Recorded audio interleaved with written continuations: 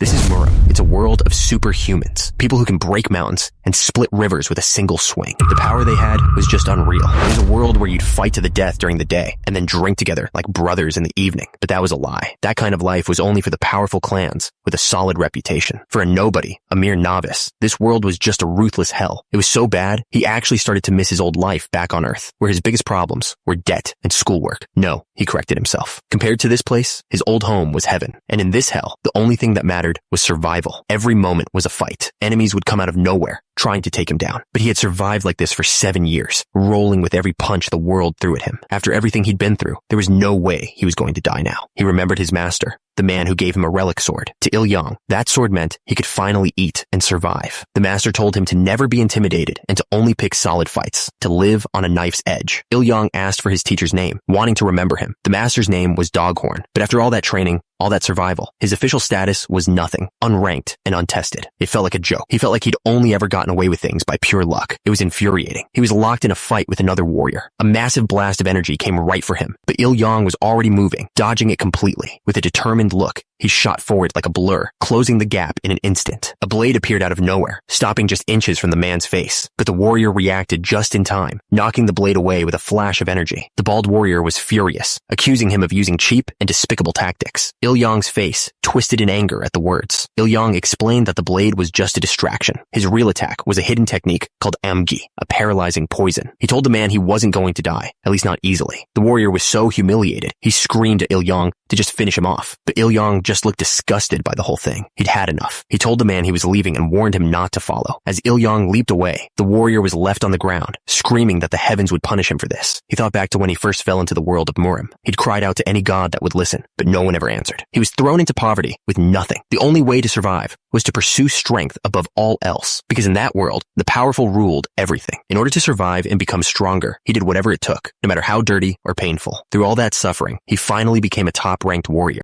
But even reaching the top wasn't enough. The feeling of achievement didn't last long. His skills in martial arts had hit a dead end. He was standing in front of a wall he just couldn't break through. The desire to reach that next level became an obsession, like a drug. That's when he found a secret delivery from a top-class martial artist. Inside were several pills of Bi-Huan-Dan. He knew it was dangerous, but it was worth the risk. He was sure that if he took them all, he would finally break past the wall that was holding him back. He was sure this was the moment. Today, he would finally reach the top of Murim. But then, a voice cut through the air. An old man appeared out of nowhere, calling him a thief for stealing the clan's secret techniques. Il-yang couldn't believe it. He never even sensed him approaching. The old man just stood there, casually asking him what was wrong. The man continued to mock him, explaining that he didn't need to sneak up. He was so confident in his power that he could finish Il-yang whenever he wanted. Furious, Il-yang drew his sword. He shouted back that he had mastered everything on his own and didn't owe anyone anything for his strength. But the old man just calmly explained that the medicine belonged to the Amifa clan. The moment Il-yang heard that name, his heart sank. He knew he was in serious trouble. The punishment for stealing the clan's elixirs and secret techniques was simple: death. Il-yang braced himself for the end, but nothing happened. He waited to die, but the world around him just felt strange. He was confused. In that final moment, his body went limp. He had been defeated. He fell to the ground, his life fading away. All that fighting, all that suffering, it felt like it was for nothing. He couldn't accept an end like this. He couldn't believe this was really how he was going to die. Then, everything went dark. But then, he suddenly shot up, yelling out loud. He looked around, completely bewildered. This wasn't a battlefield. It was a classroom. An older man, who looked like a professor, called out to him. He asked if he'd suddenly gone crazy. Il-yang's eyes widened. He knew that face. It was Professor Jung-soo. Oh, the impossible thought hit him all at once. Was he back on Earth? Il-yang tried to tell himself it was just a dream, one he'd had before. But the professor's annoyed voice cut through, asking why he was screaming. Everything felt way too vivid to be fake. He got up from his desk and walked right up to the professor. He had to be sure. He called out to him, and the old man just looked back, confused. With tears welling up in his eyes, Il-yang made a crazy request. He begged the professor to hit him with the stick, just to prove this was real. The professor was completely thrown off. He didn't know what to make of the student's bizarre behavior. But then, a thought struck him. Could this be another returnee? Il-yang had no idea what that meant. He just looked back, confused and sweating, and hesitantly agreed. Back in what looked like his room, Il-yang started looking up what a returnee even was. The phone explained it was someone who got sucked through a dimensional rift and then came back to Earth. He realized that must be what happened to him. He kept reading. Turns out, returnees had a high chance of getting a unique class and had a strong connection to something called mana. It all sounded like words from a game, but it was apparently real. He put the phone down. He needed to see what was happening in the world. So he turned on the TV. The first thing on the news was a story about a crystal elixir that just sold for over 300 billion won. It was a real-life potion, like something straight out of a fantasy story. The winning winning bidder was Chairman Lee Kang-ho. Il-yong recognized the name. While he was fighting for scraps just to survive, this man was buying a potion to live forever. He changed the channel, and a flashy ad popped up for an academy that trained knights and wizards. It was also strange. Modern Korea was full of this stuff now. Every channel had something crazy, magical earmuffs that let you understand any language, and other strange products from another world. It was a lot to take in. He just started laughing. The whole thing was completely ridiculous. He fell back onto his bed, just letting it all sink in. Il-yong lay back, trying to get it all straight. One day, a mysterious portal just opened up, connecting Earth to another dimension. Through that portal came a being from a world called Pangea, a god named Jamoshin. This being appeared all over the world, greeting humanity. Amidst all the shock and confusion, Jamoshin Osiris made an offer. He told them about the monsters in his dimension, Pangea. The deal was simple. If humans hunted them, they could have all the rights to whatever they found. And just like that, the age of adventurers began.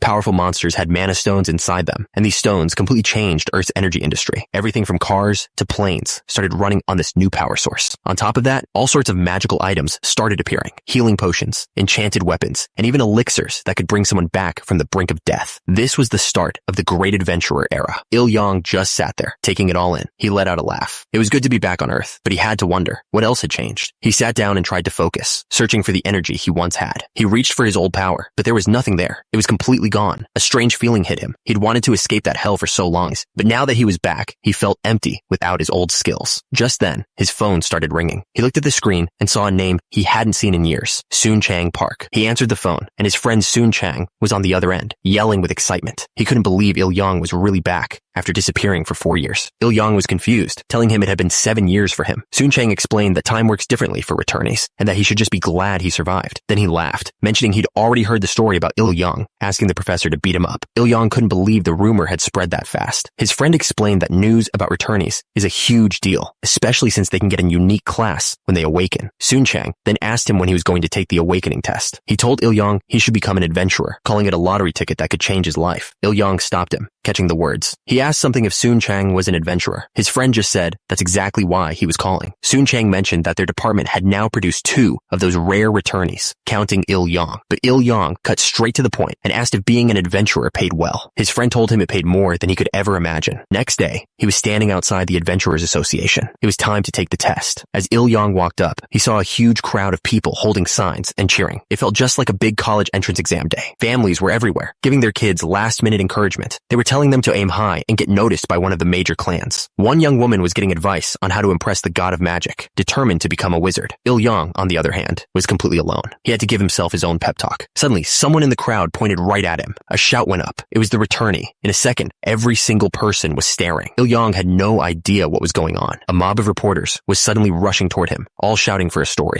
He was completely caught off guard. His first thought was that he hadn't even practiced his signature yet. A reporter shoved through the crowd, yelling for someone to get out of the way. Il-yong flinched, thinking the guy was shouting at him, but they just pushed past some other guy. They weren't even looking in Il-yong's direction. Turns out, they were all rushing toward a woman with bright red hair. Her name was Hong Hua-yun, and she was the other returnee. Il-yong realized with relief it wasn't him they were after. The reporters swarmed Hua-yun, asking about her famous S-class brother. As she answered their questions, 2 guys nearby wondered out loud where the other returnee was. Il-yong was standing right behind them, completely ignored. After all the chaos outside, Il-yong finally made it into the testing facility. The waiting room was filled with other hopefuls, and the air was heavy with tension. An announcement came over the speakers. The awakening test for prospective adventurers was about to begin, conducted with something called a divine stone. The second the announcement ended, everyone scrambled forward in a rush. Il-yong was surprised by how quickly things were moving. A woman at the front of the room announced it was time to get started with the awakening test. The administrator pulled a cloth off a glowing orb on a pedestal, announcing it was time to begin. He told the first guy in line to put a drop of blood on the stone. The man stepped forward, placing his hand over the glowing orb. He pricked his finger, and a single drop of blood fell onto the orb's surface. The moment it touched, a bright light flared up. The man stumbled back, clutching his head. He yelled out that a god had just spoken to him. The administrator smiled, saying he was lucky. A system window popped up, showing the man's name was Kong Baekchul. He was a level 1 vanguard with incredible strength. Watching from the side, Il-yong thought it felt just like a video game. The woman officially congratulated Kong Baekchul, telling him that Vanguard was a high-level class. He exploded with joy, screaming that his life was set. Everyone else in the room looked on with envy. Il-yong learned that a Vanguard was a rare tanker class, meant to fight on the front lines. He wasn't the only one paying attention. Representatives from all the major clans were watching, already scouting the new talent. As the clans started making their moves, the next adventurer stepped up. His name was Kim Sang-ji. The system window appeared, but his result was completely different. He was just a low-class porter porter, and the disappointment on his face was obvious. The man collapsed in despair. His class, porter, was the lowest possible rank. It was basically a dead end for anyone hoping to be an adventurer. The administrator didn't waste any time and called for the next person, a girl named Jaya. Jaya stepped up and gave her drop of blood. The administrator announced that she was a wizard with unusually high mana. The girl was thrilled, saying now she could be like her dad. Il-yang watched thoughtfully. He knew that unlike physical strength, mana was a natural gift. You either had it or you didn't. The administrator called out the next name, Honghua Yeon. A woman with long red hair stepped forward, and the administrator greeted her like she already knew her. She was told to put a drop of blood on the stone. Without hesitation, she pricked her finger and let the blood fall. The moment it touched the surface, a huge flash of light erupted. This was the Pangea's god system activating. But instead of a simple class window, a vision appeared. It showed a massive, beautiful building with a message from the system. Then the scene changed completely. It showed a group of powerful-looking people, all fighting and yelling at each other, desperate to be first. The vision showed powerful beings fighting over something, desperate to claim it for themselves. From below, a dark, cloaked figure started walking towards them. The fight was so intense that some of them just gave up, completely exhausted. But the cloaked figure, a god holding a massive scythe, declared that the child belonged to him. The vision ended, and Honghua Yeon's status window appeared. The system showed her divine contact was the harvest god. Her mana was a shocking 22, and her intelligence was 18. The administrator announced that Honghua Yeon's class was a witch, a class no one had ever seen before. She congratulated her on being the only one. The crowd couldn't believe it. Honghua Yeon just smiled, thanked the administrator, and walked away. One of the officials wondered if a witch used spells or curses, but he quickly realized it didn't matter. With an initial mana of 22, she was on a completely different level. They all agreed she was a super rookie, a guaranteed #1 pick. With that settled, the administrator called for the next person to step up. As the room buzzed about the girl who went before him, Kim Il-yang stood there, looking unimpressed. He didn't get what all the fuss was about. He felt like things were getting more complicated by the second. Just then, an administrator called his name, asking if he was Kim Il-yang. He calmly said yes. The officials started whispering. They recognized him as the returnee they'd heard about. Even Honghua Yeon peeked out from a doorway, curious about what would happen. The administrator held out a glowing stone. She told him to drip his blood onto it to start the test. Il-yang took a breath, telling himself not to worry. He pricked his finger with a small needle, getting ready. A single drop of blood fell from his fingertip, heading straight for the glowing stone below. The moment it made contact, a jolt of pain shot through his entire body. He let out a sharp grunt, his eyes wide with shock. But instead of a system window, a voice echoed in his mind. It was a cheerful greeting, as if he was an old friend. His vision shifted, and he was suddenly standing before a huge crowd of powerful beings. One of them mocked him, calling him a romantic in a martial arts world. Il-yang was totally lost. He had no idea what a martial arts world even was. Back in the real world, the officials were piecing it together. One of them explained that the martial arts world was just another name for one of the many other dimensions. Inside the vision, the gods started getting excited. A goddess sipping wine pointed out that as a returnee, he had huge potential. She warned the others not to miss out on him this time. That's all it took. The entire hall erupted into a massive fight. Every single god was screaming, determined to claim him for themselves. But then, the goddess froze. She looked completely shocked by something he just communicated. She looked furious, calling him rude. She started pushing her way through the brawling gods, determined to finally meet him. A blue-haired goddess tried to make her way through the crowd, announcing she needed a contractor. But another god just shoved her aside, calling her a dum-dum. She was not happy about that. The insult just made her more determined. She floated into the air, glowing with power. She introduced herself as Hildegreen, the mother of every hero. The other gods looked shocked, suddenly realizing she was after the same kid they were. Hildegreen yelled down at them, but one of the lesser gods wasn't backing down. He shouted that Il-yang belonged to him and that they wouldn't be ignored. That's when one of them snapped and lunged forward to attack. Seeing her power, the other gods started teaming up, planning to take her down together. The whole crowd charged at once, ready to wipe out anyone standing in their way. But Hildegreen just unleashed a massive wave of energy, sending them all flying backwards. Il-yang's head was spinning. He had no idea where he was. Suddenly, a girl with bright blue hair grabbed him, happy to see he was awake. He looked around, completely lost. He realized this must be the legendary power he'd only ever heard about. She explained that they were somewhere between dimensions, in a heavenly land only open for that one day. Il-yang looked at her and asked who she was. She proudly announced that she was Hildegreen, the mother of all heroes. Il-yang's eyes went wide. He was standing in front of the god of heroes herself. Hildegreen smiled, finding him curious. She asked him for his name and for his dream. The question caught Il-yang completely off guard. He knew he couldn't lie to a god of contracts, so he decided to just be honest. He introduced himself as Kim Il-yang and said his dream was to live off his own skills. Hildegreen had no idea what that meant, so Il-yang explained it simply. He wanted to become a landlord and collect rent from other adventurers. For him, that was the best life imaginable. Hildegreen couldn't believe it. She asked if someone chosen by a heroic god was really going to let life just walk all over them. She then explained that there was a catch. Her chosen hero had to come from a world of nothingness, a place without heroes. Il-yang told her that his world had martial arts, but no real heroes. He said by day, he was just a lowly swordsman, but at night, he was a formidable warrior. warrior. She figured out that a lowly swordsman was just a mercenary, and she was relieved. She said even mercenaries could be heroes, but she was still confused about the other part of his life. He explained that it was someone who snuck into rich people's homes to steal their treasures. Hildegreen's face dropped. She shouted that he was just describing a common thief. Il-yang grinned and confirmed it, thinking maybe he'd been a little too honest. Hildegreen was furious, asking why he was so proud of being a thief. She started freaking out. Since they had already met, the contract was sealed. She felt like she'd failed, but then she got an idea. She declared that she would make him a hero, even if she had to tear him apart and fix his way of thinking. Il-yang was not having it. He yelled back that being a hero didn't sound like it would help him achieve his dream at all. Il-yang yelled back at the god. He argued that being a hero was for suckers, and that he'd find his own way to make the contract work for him. He was so frustrated. He complained that he needed a god of martial arts, not some simple transformation god. But Hildegreen was done listening. She screamed that she was offering him the first contract from a high-grade god. She called him an arrogant earthling and told him to go home. Then she blasted him with a wave of energy. Back in the real world, everyone was confused. They just saw Il-yang's head snap back like he'd been hit by something. He touched his cheek, realizing just how violent his new god really was. The administrator's voice cut through the confusion. She announced that Kim Il-yang's awakening was complete. He pushed himself up from the floor and asked what his class was. She pointed to a floating screen. It showed his stats. He was a level 1 Ronin, contracted to the god of heroes. But the most interesting part was his new title, Foolish and Arrogant Earthling. Il-yang just grinned, amused that the little god had gotten the last word. The other adventurers started whispering. They'd never heard of a Ronin class. That's when one of them realized what it meant. It was a unique class, the only one in existence. The crowd couldn't believe it. Another unique class had appeared, but one of them noticed his mana was 0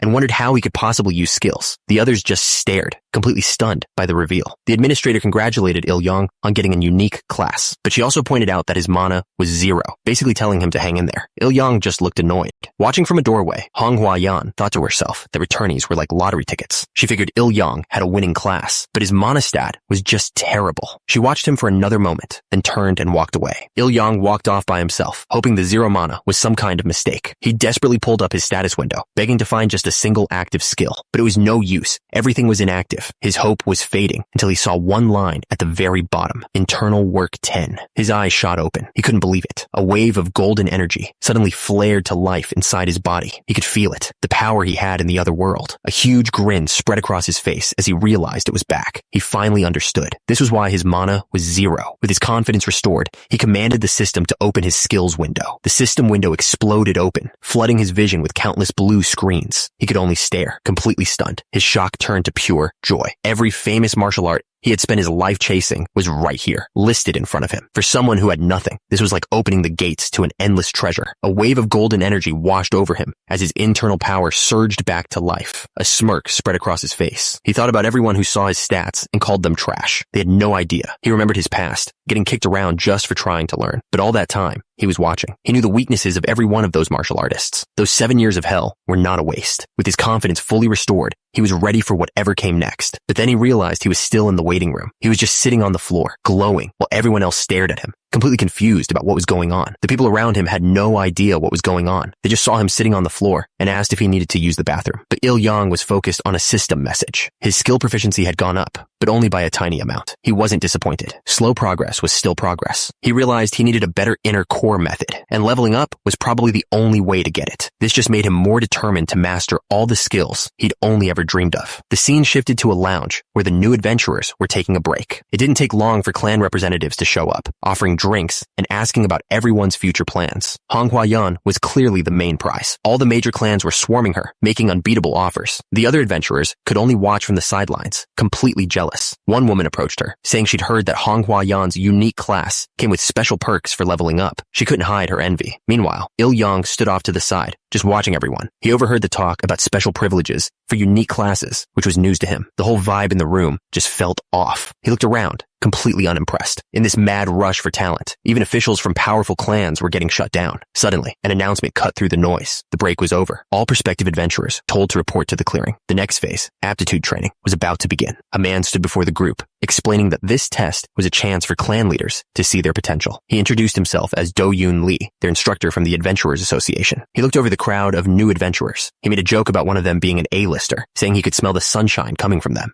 The instructor then told them that from this point on, it was just them, the adventurers. Il-yang just smirked at the comment. Do-Yoon Lee told everyone to put on their adventurer bracelets. He explained it was proof of their identity, allowing them to translate languages and look up info on others. He warned that anyone without one was likely an outsider or a killer. He continued, telling them to be careful because these killers weren't monsters. They were human hunters. Then he added that the bracelet also had a divine stone inside, giving them a chance to talk to their gods. Immediately, some of the adventurers started trying to contact their gods, shouting their thanks and asking for help. Il-yang just watched them, wondering if they actually heard anything. Il-yang's bracelet remained silent. The instructor, looking annoyed by the lack of divine responses, decided to move on. He announced the aptitude training was officially starting, and their first task was to find a weapon. Do-Yoon Lee told them to choose carefully, calling a weapon an adventurer's best friend. As the others looked over the selection, Il-yang focused on one thing, finding a sword that felt right in his hand. He picked up a sword, testing its balance. It wasn't perfect, but he knew he'd have to make do with what was available. Lose it, and, more importantly, not to give it to him. The official told him not to lose it, and, more importantly, not to give up. With everyone armed, the instructor suddenly yelled at the group to start running. He warned them that anyone foolish enough to drop their weapon didn't deserve to be an adventurer, so they all started running. Right away, some of them began to complain, especially one guy who yelled that he was a wizard, not a runner. But it wasn't just him. Even Il-yang was gasping for air, thinking he was going to die. His new body was nowhere near as strong as his old one. The instructor kept shouting, telling them that this was how they'd build their future. The moment he mentioned becoming a building owner,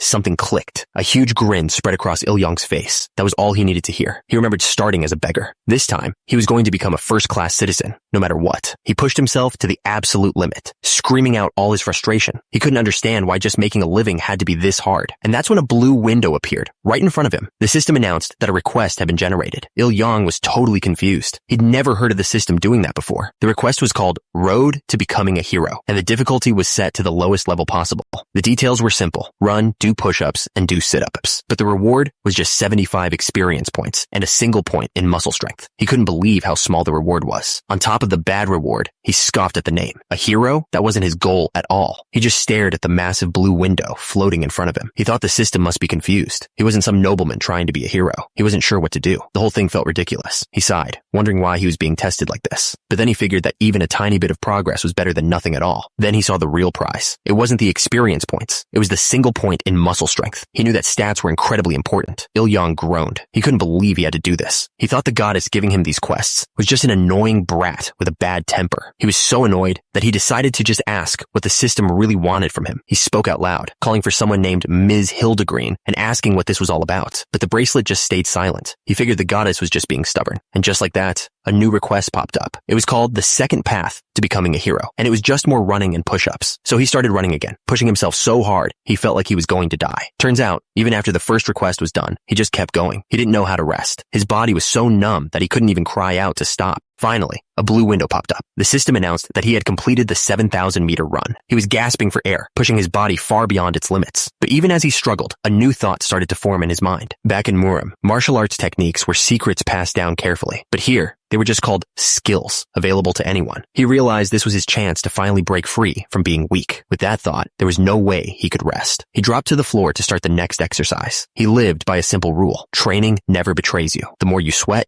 the stronger you become. So he started counting. Every single drop was building the future he was fighting for. He kept pushing himself, counting every single one. The other adventurers started to notice him. They couldn't figure out why he was training so hard. They started talking amongst themselves, calling him stupid. To them, an adventurer without mana was completely useless. Everyone just stood there, watching him like he was some kind of freak. But he didn't care what they thought. He just told himself he'd do things his own way and finish the last push-up. The thing is, during this training period, no one could fight monsters. That meant everyone was supposed to be stuck at level 1. But Il-yang wasn't like everyone else. The system announced he completed another request. He got experience, a stamina boost, and leveled up all the way to level 4. He was already leaving them all behind. He let out a huge sigh of relief, finally finished. He even thanked the system, calling it Ms. Hildegreen. He threw his arms up in the air, feeling a huge wave of relief. All that hard work had finally paid off. The system's voice echoed in his head, telling him he was amazing. He just took a moment to let it sink in. He looked down and tried talking to it again, asking Ms. Hildegreen if she could hear him, but there was no answer. He just thought to himself that this goddess must have been around for a very long time. Later, in the cafeteria, the other adventurers were complaining about everything, especially the terrible food. Suddenly, the mood in the room changed. Someone pointed out that 3 important-looking figures had just walked in, but Il-yang wasn't paying attention to them. He thought they were acting like children for complaining when he was so hungry he could eat iron. Meanwhile, another group was watching him from across the room. One of them said he was eager to get to know the famous new adventurer. The group watching Il-yong decided to leave him be. They had someone else they needed to see. Il-yong didn't notice any of it. He was just grateful to finally be eating a real meal. He ate like a man who had truly known what it was like to starve. Meanwhile, another student was looking at his phone. A text came in from a friend who was annoyed he'd forgotten to report something to their teacher. The student just smiled, remembering his friend had promised to help him study. But the conversation quickly changed tone. His friend started complaining about being a broke adventurer, living on nothing but instant noodles. He held his phone, reading the messages as they kept coming. Then came the real reason for the texts, a bank account number and a desperate plea for help. The student typed back a quick excuse, saying his mana was 0. His friend immediately called him a liar. The student insisted to his friend that his mana was completely gone. His friend texted back, confused and asking if he was okay. Just then, a woman with bright red hair walked right up to Il-yong's table. She called out to him, trying to get his attention. Turns out, this was Hua-yan, the super rookie of this year's class. She looked down at Il-yong with a calm, confident smile.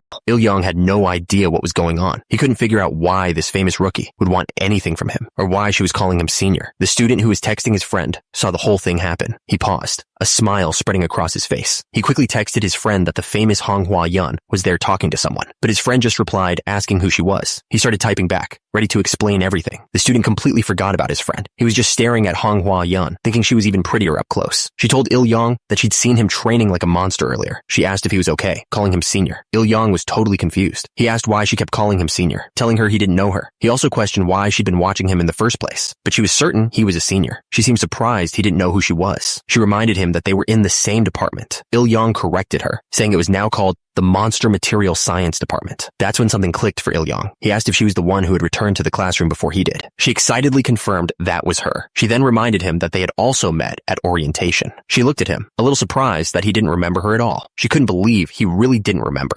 Il-yong thought back. For him, those college days were 7 years ago. All the intense martial arts training had clouded those old memories. He admitted he really didn't remember, and then asked how she knew who he was. She told him it was simple. He was a returnee, just like she was. She explained that their department's group chat had been buzzing because of him, so it was impossible for her not to know. After all, it was a huge deal. The two reincarnated students came from the same department. She said there were rumors spreading everywhere about a senior student coming back. But on top of that, she remembered him doing a strange dance during a chess competition. His face was just impossible to forget. The memory hit him. He was in a tiger costume, dancing like a complete fool. He finally remembered his shameful past from 7 years ago. Il-yong grabbed his head, groaning. Hua-yan asked if it was true he'd been gone for 7 years. She said it made sense. He couldn't remember anything. She'd only been gone for 1 year herself. She smiled and told him he didn't need to go around trying to make connections like everyone else. She told him to just call her Hua-yan. Then she added that she found talking to him a lot more fun, but someone else was watching their conversation from across the room. Suddenly, a voice called out to Hua-yan, excited to see her again. A man with brown hair walked up to them. Hua-yan looked completely lost, asking who he was. He tried to remind her that they'd met at a clan gathering. The man just grinned, casually brushing it off and claiming to have a bad memory himself. Hua-yan was clearly not happy. She hated it when people just came up and started talking to her. The man then turned to Il-yong, asking if he and Hua-yan knew each other. Il-yong explained that they were just old classmates from university. The man just smiled, saying that meant they weren't strangers at all. He then waved some other people over to join them. A man and a woman immediately stood up, ready to come over. They walked right up to Hua-yan and introduced themselves. The man was Lee Jin-ho, a ranger, and the woman was Kim Mina, a swordsman. Lee Jin-ho told Hua-yan it was an honor to meet her, especially since she was the sister of a famous swordmaster.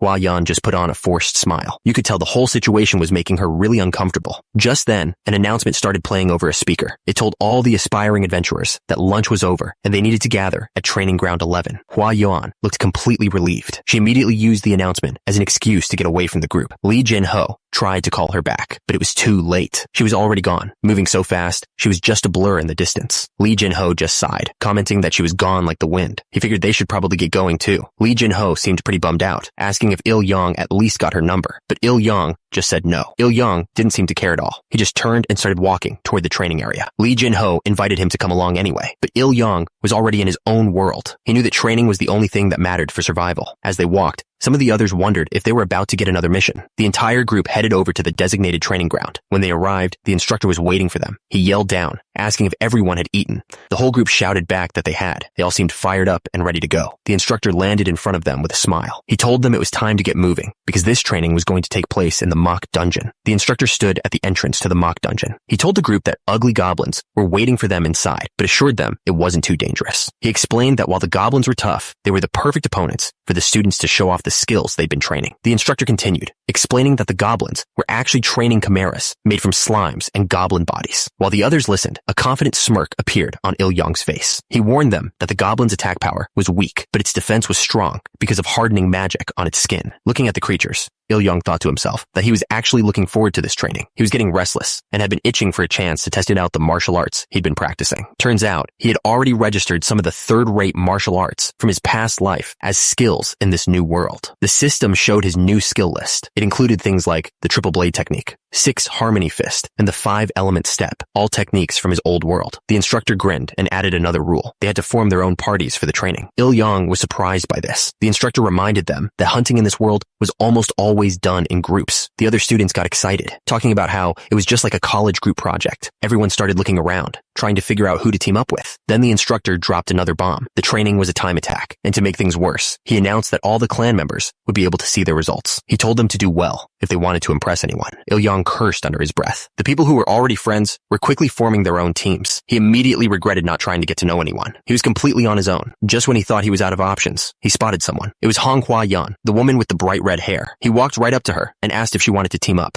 She seemed completely caught off guard by how direct he was. She got flustered, telling him he shouldn't be so blunt. He tried to rephrase his offer, suggesting they form a party, but she just pointed out that his face was burning red. She thought his expression meant he was rejecting her. He quickly tried to explain that wasn't it at all. She looked him over, thinking about it for a second. Finally, she agreed. It looked like Il-yong had found a partner after all. Honghua Yan happily agreed to team up. She even offered to start gathering other people to join their party. Turns out, having her on his side made recruiting incredibly easy. The second she asked who wanted to join, everyone raised their hand. She just laughed and told them all not to fight over the spots. With the party formed, a man named Kang Baek-chol stepped up to lead. He encouraged everyone to do their best, and the others seemed to respect him right away. Then, another member introduced himself. His name was Kim Oh-yeon, and he was an assassin. Kang Baek-chol wasted no time, started setting up their formation for the hunt. He put himself in the lead, with 2 others in the back. Il-yong and the assassin, Kim Oh-yeon, were assigned to the center. Hua-yan just listened, taking it all in. One of the party members laughed, clearly impressed with Hua-yan's leadership. He commented that her sharp instincts were exactly what you'd expect from someone from a famous adventurer family. Il-yong was thinking the same thing. She had sized up the situation in a second and given perfect orders. Hua-yan turned to him and asked where he wanted to stand. Il-yong just told her anywhere was fine, but his casual answer annoyed some of the others. One of them complained that Il-yong didn't even have any mana and told him to just stay out of the way. Il-yong didn't even bother to respond. He just decided he'd stand guard with their leader, Kang Baek-chol. With the formation finally set, Hua-yan looked over at Il-yong and asked if he was nervous. He just told her he was fine. Hearing that, the leader gave the final order for everyone to move out. They stepped into the darkness of the dungeon. The party moved forward carefully. Il-yong and Kang Baek-chol took the lead, acting as the group's shield. Kang Baek-chol tried to rally Il-yong, telling him they would do their best as the party's shield, but Il-yong just found the whole thing annoying. The only sound was water dripping from the cave walls. Suddenly, one of them called for everyone to stop. He sensed something moving up ahead. The group tensed up, and someone immediately asked how many there were. The scout tried to get a count. At first he thought there were only 2, then 4, but he realized there were at least 6 of them.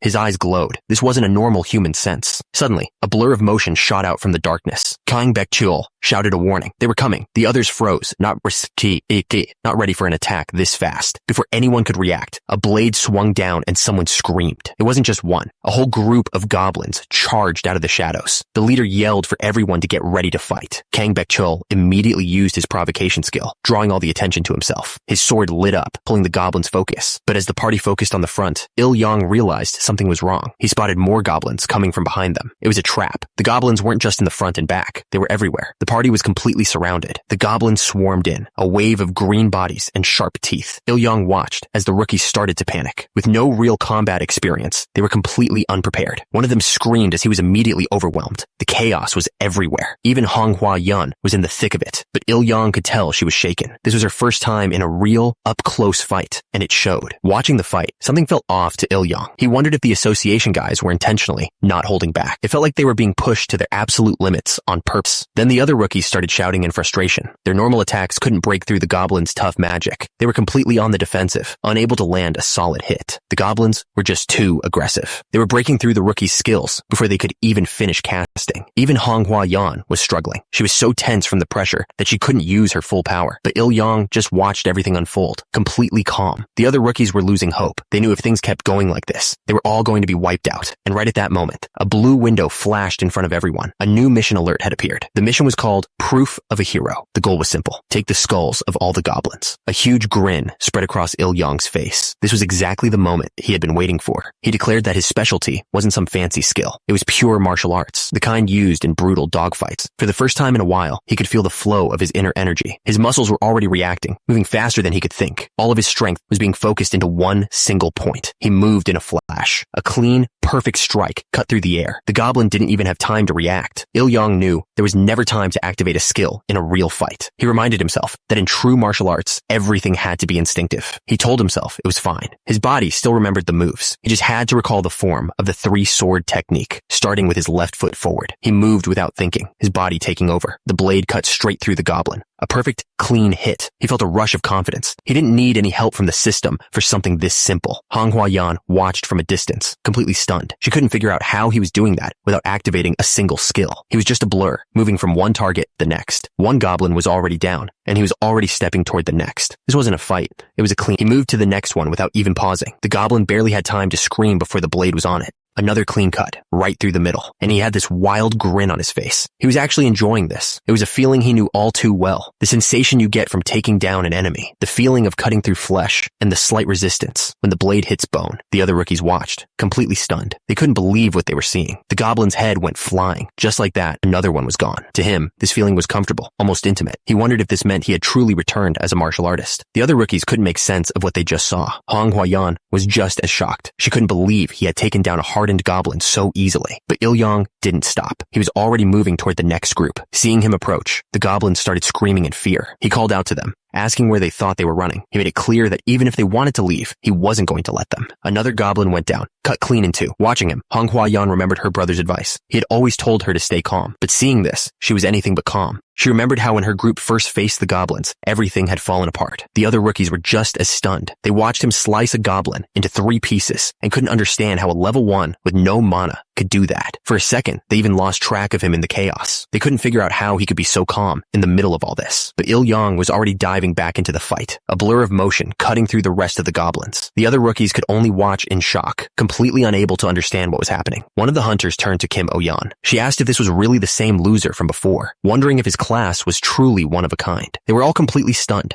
and their faces pale. Watching him fight, it just felt completely unfair. But Manhwa was looking closer. She realized there was no showmanship in his sword movements. He fought like a machine. He wasn't fighting them. He was simply ending them with the most efficient movements possible. This was the only way he knew how to fight. It was a skill he had perfected for 7 long years. He moved from one target to the next, a small smirk on his face as he cut down another goblin. Manhwa watched, completely stunned. She couldn't imagine what he must have gone through to fight like this. The goblin let out a final scream as the blade sliced through it. That's when she recognized the style. It was the most efficient and practical swordsmanship she'd ever seen, and it was just like her older brothers. She thought about her brother, a true swordmaster, and knew she was nowhere near his level. But seeing Il-yong fight, it was like watching another master at work. He realized his speed was still top tier, even when using a sword. Manhwa couldn't believe it. He'd only awakened a few days ago, but he fought like a hardened veteran. He moved like a blur, cutting through another goblin without hesitation. She wondered what his real identity could possibly be. Nothing about him made any sense. She admitted to herself that she hadn't expected much from him. He was only here as a favor to her friend, Sun Chang. That's when a message from her patron god, Hildegreen, appeared. Her bracelet glowed as the voice whispered that even though the god could be childish, he was also sharp when it came to judging people. The god's voice continued, whispering that there might be some hidden benefits to his strange abilities. Manhwa was confused. What kind of benefit could possibly make up for having 0 mana?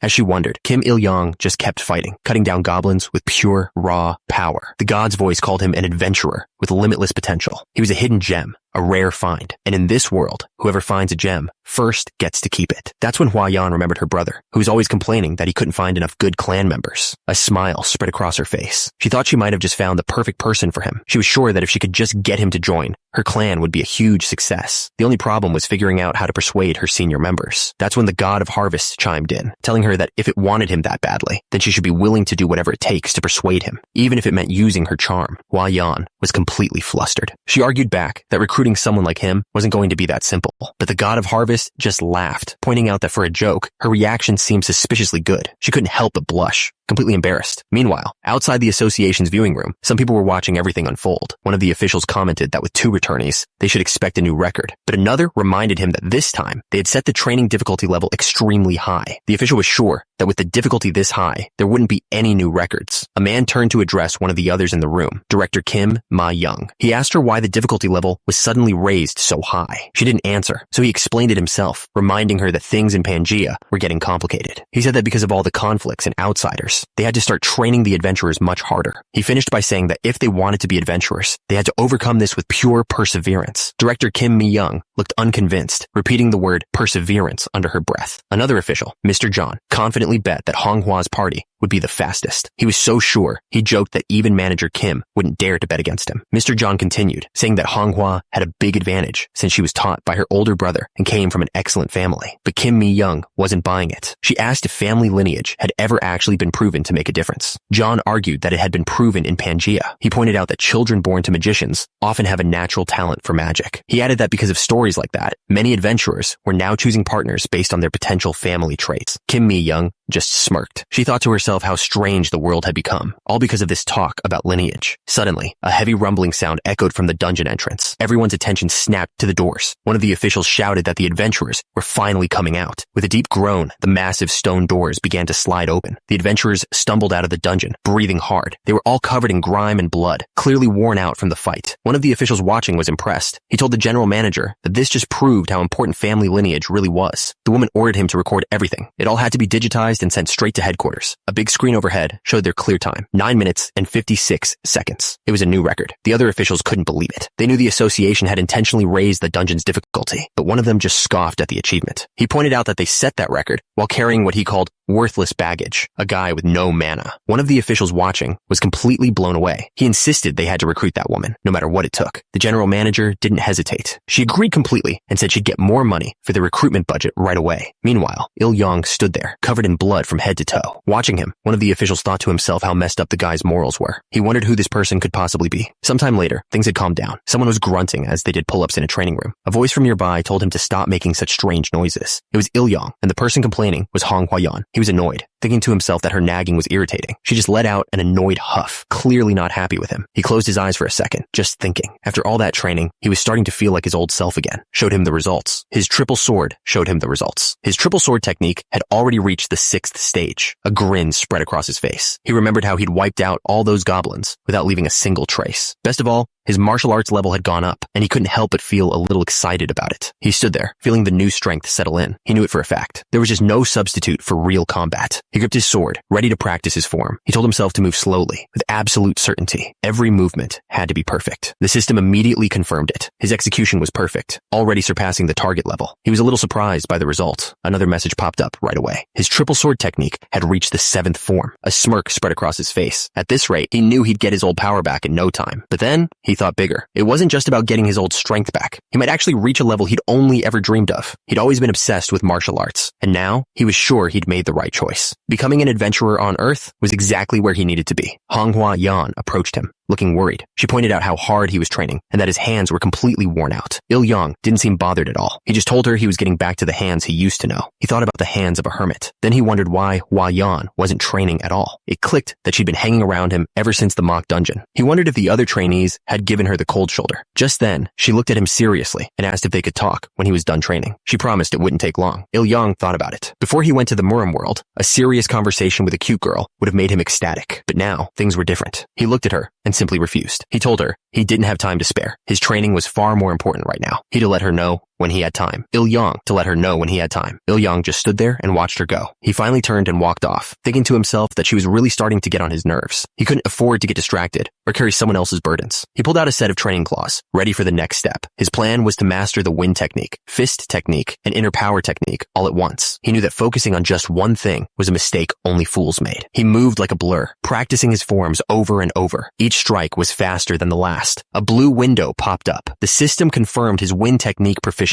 was increasing. His wind technique had already reached stage 15. Ground cracked under the force of his strikes, but he wasn't satisfied. All he could think about was more training. A grin spread across his face. He was enjoying this. He knew he couldn't afford to rest. He'd been given a special class with huge benefits, and he wasn't going to waste it. He thought about how amazing this all was. He shouted out to Hildegreen, the god who gave him this power, saying she was even more incredible than he first thought. A message from the hero. God appeared instantly. She seemed annoyed, asking if he was only just now figuring that out. He looked down at the bracelet on his wrist and asked if Hildegreen was listening. A message appeared, confirming she was there. He grinned, wondering why she was talking through a system window. She explained that the gemstone on his bracelet was what allowed them to communicate. That's when he realized she wasn't some all-knowing perfect being. She could get angry, just like a normal person. So he decided to push her buttons, asking if she was mad at him now. The message that came back was clearly irritated. She denied being angry, but the tone said otherwise. He decided to change the subject and ask a serious question. He wanted to know if the special requests he'd been getting were coming directly from her. Hildegreen explained that while she had some influence, most of his quests were guided by a bigger, unseen force. He took a moment to think about that. A sly thought crossed Il-yang's mind. If she had some control, then surely she could send him some easy requests, right? He asked for a simple mission with a huge payout. The reply was instant. Hildegreen told him that was completely out of the question. He sighed, realizing he couldn't just use her to get ahead. It was a nice try,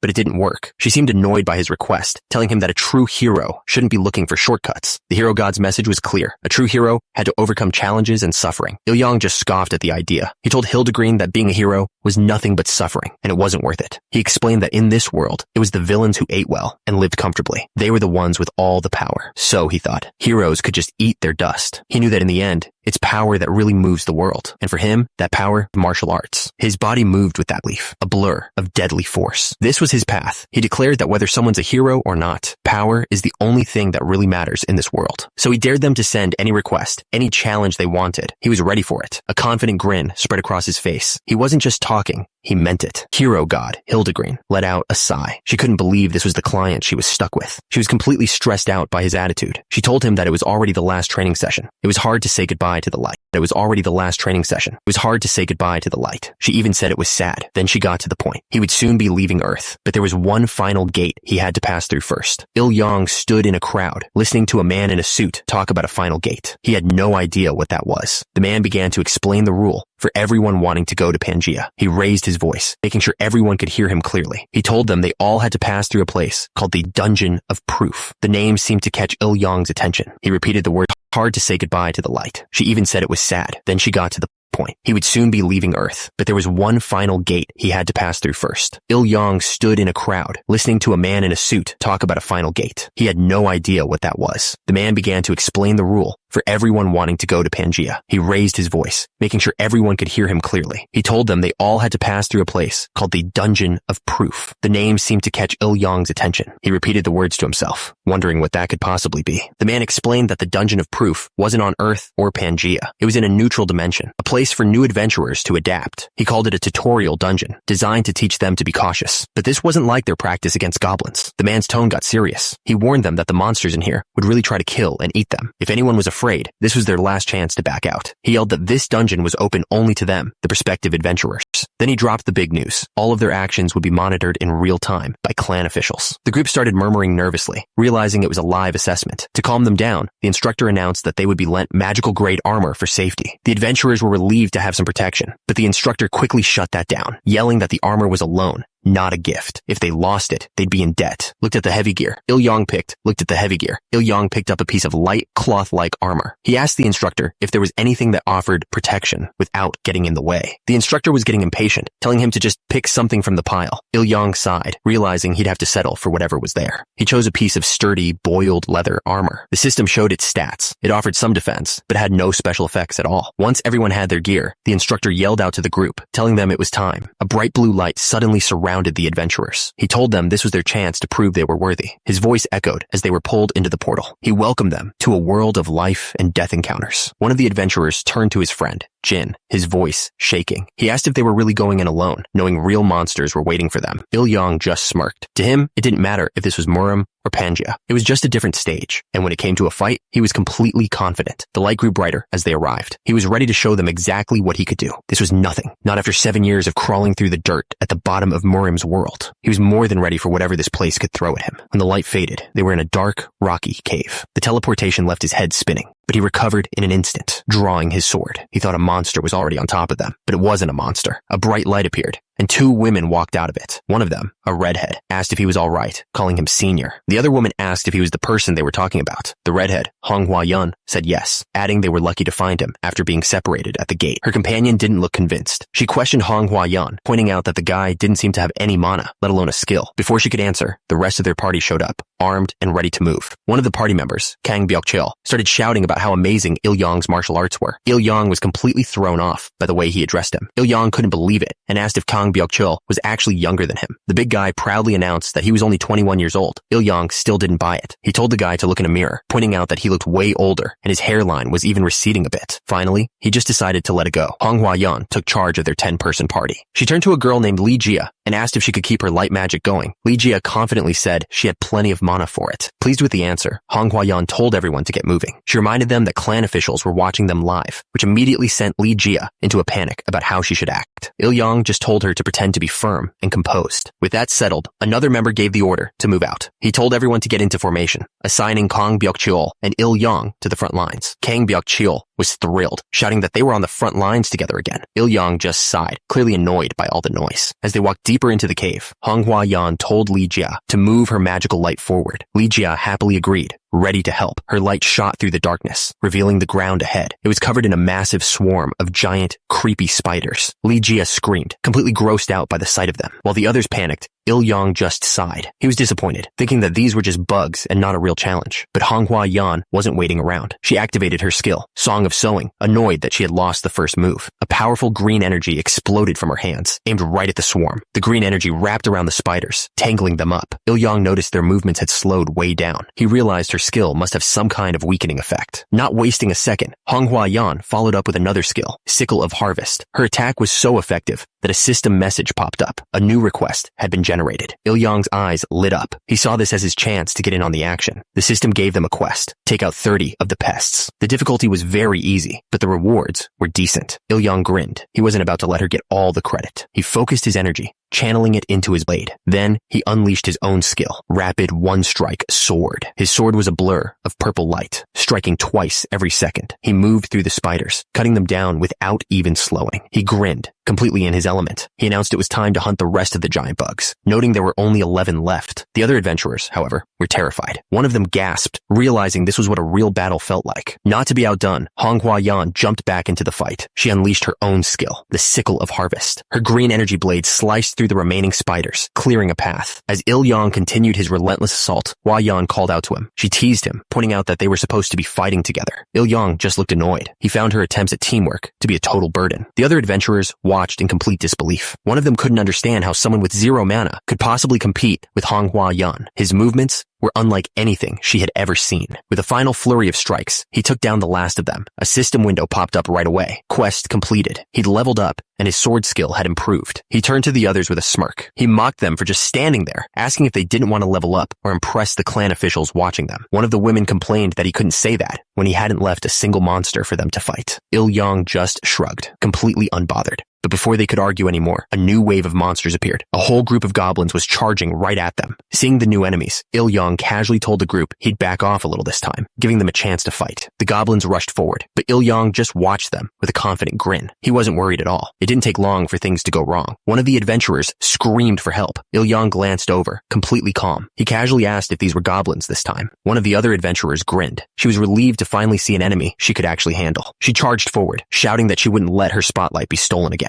She was determined not to lose to the others. The rest of the party finally jumped into the fight. Another adventurer laughed as he cut down a goblin, daring them to bring it on. But just as the battle got going, a system window popped up. A new request had been generated, catching Il-yong completely off guard. His surprise quickly turned into a grin. He realized this dungeon would keep giving them quests, which was perfect for him. He immediately took back what he said about backing off. With a powerful slash, he announced that he was joining this fight too. With a look of pure confidence, he leaped into the fray. He moved like a blur, cutting through the goblins without even slowing down. One of the other adventurers was furious. She yelled at him, reminding him that he promised to stay out of this fight. But Il-yong just smirked. He declared that every single monster here would become his experience points. He didn't waste another second. He was covered in blood, but he was loving every moment of it. This was the feeling he'd been missing. This feeling reminded him of his past. It was an addiction, born from 7 years of fighting just to survive at the bottom of the Murim world. He knew a part of him was still stuck in that that hell, but he couldn't deny how good it felt. The rest of the party could only watch. One of them cursed Il-yang for going back on his word. He realized this wasn't teamwork anymore. It was a competition. As he fought,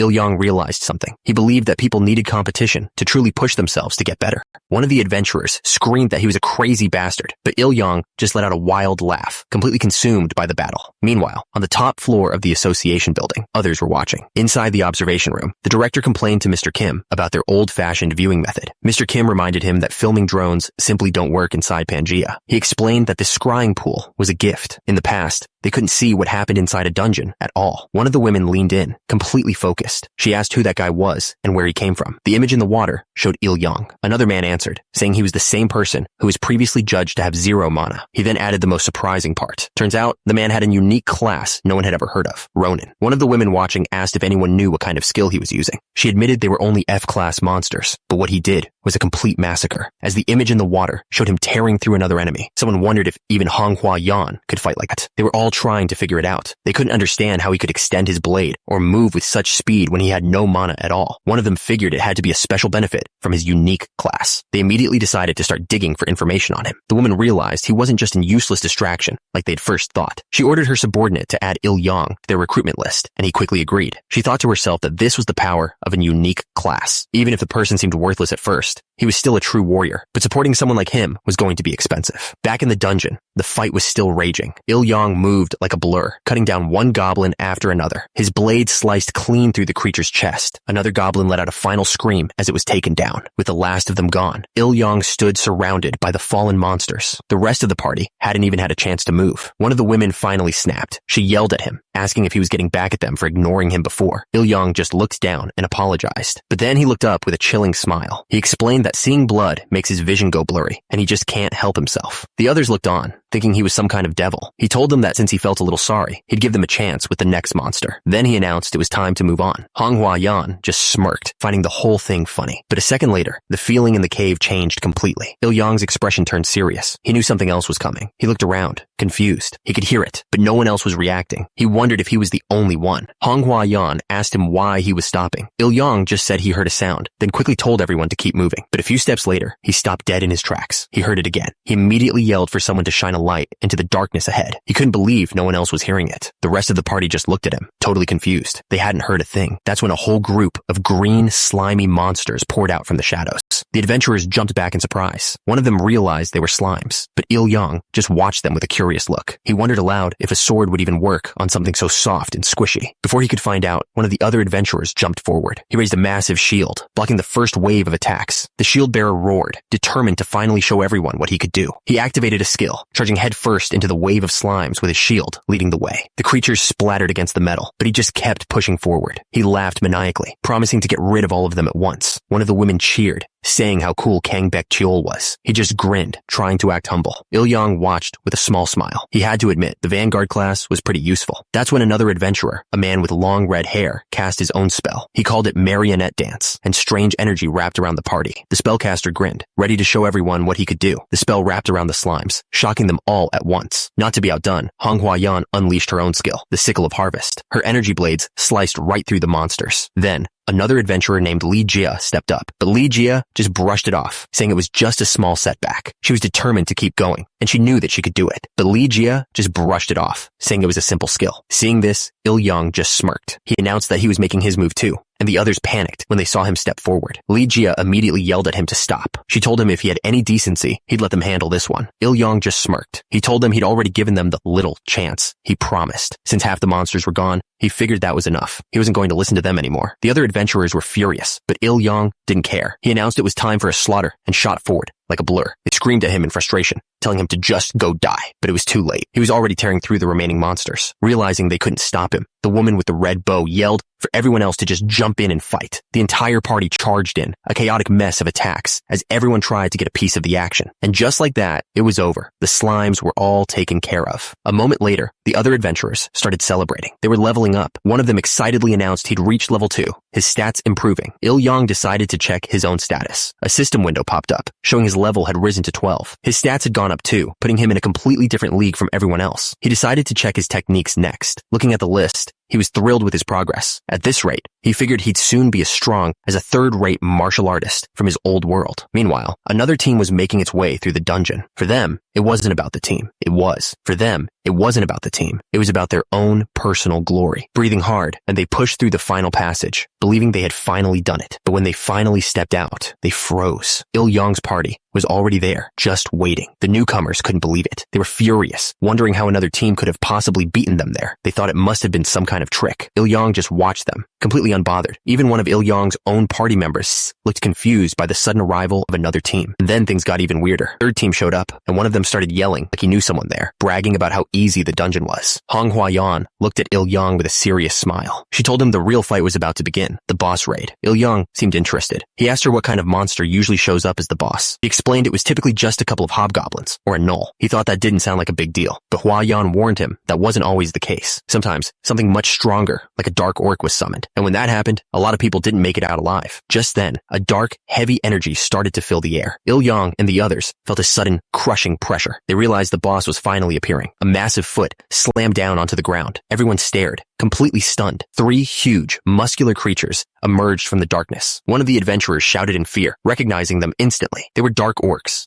The hunter's voice shook. It wasn't just one dark orc. There were 3 of them. While everyone else panicked, Il-Yong just stared them down. He looked serious, but not afraid. The other hunters were already losing hope. They knew they stood no chance against that kind of power. Panic set in. Someone yelled for everyone to run for their lives, but it was too late. The orcs moved in fast, cutting down anyone who tried to escape. Manhwa screamed at them, begging them not to leave their friends behind, to die. Il-Yong heard her, and his expression hardened. The attacks were brutal. The hunters didn't stand a chance. One by one, they were taken out with ease. The dungeon had turned into a slaughterhouse. The dark orcs were ruthless. One of the hunters went down hard, blood spraying from his mouth. Il-Yong watched the chaos unfold. He knew if things kept going like this, everyone was going to be wiped out. Another hunter was hit, the force of the blow sending him flying. Even a more experienced-looking fighter was taking heavy hits, crying out as he was struck. Il-Yong realized these rookies had never been in a real battle before. Expecting them to work together to bring down a boss was just impossible. He parried a heavy blow. This was a desperate situation, and it was a dangerous one. He knew that even for him, dealing with this alone would be tough. But nearby, the veteran hunter gritted his teeth. He was glad to see there was at least one other person who could actually hold out against the monsters. Manhwa screamed for Mr. Kongbek-chul to get back. At the same time, she unleashed a skill called Sickle of Harvest. One of the other hunters charged in, swinging his blade right at the dark orc. But the creature just gritted its teeth. The attack barely seemed to hurt it at all. Hua-Yan launched another attack, this time a fire skill called Marionette Dance. It was no use. The orc was just too strong, its roar completely overwhelming her magic. The blast of energy slammed into the monster, throwing up dust and light. But Hua-Yan didn't stop. She used another skill, Song of Sowing, as she dodged out of the way. The orc's weapon came crashing down, and she barely managed to block the massive blade with her staff. The orc's weapon was just too heavy. Hua-Yan was using every bit of her strength to hold it back, but she was losing ground fast. Il-Yong watched in horror, knowing she would die if this kept up. Just then, a new quest appeared from the system. It was called, and the goal was simple: rescue Manhwa.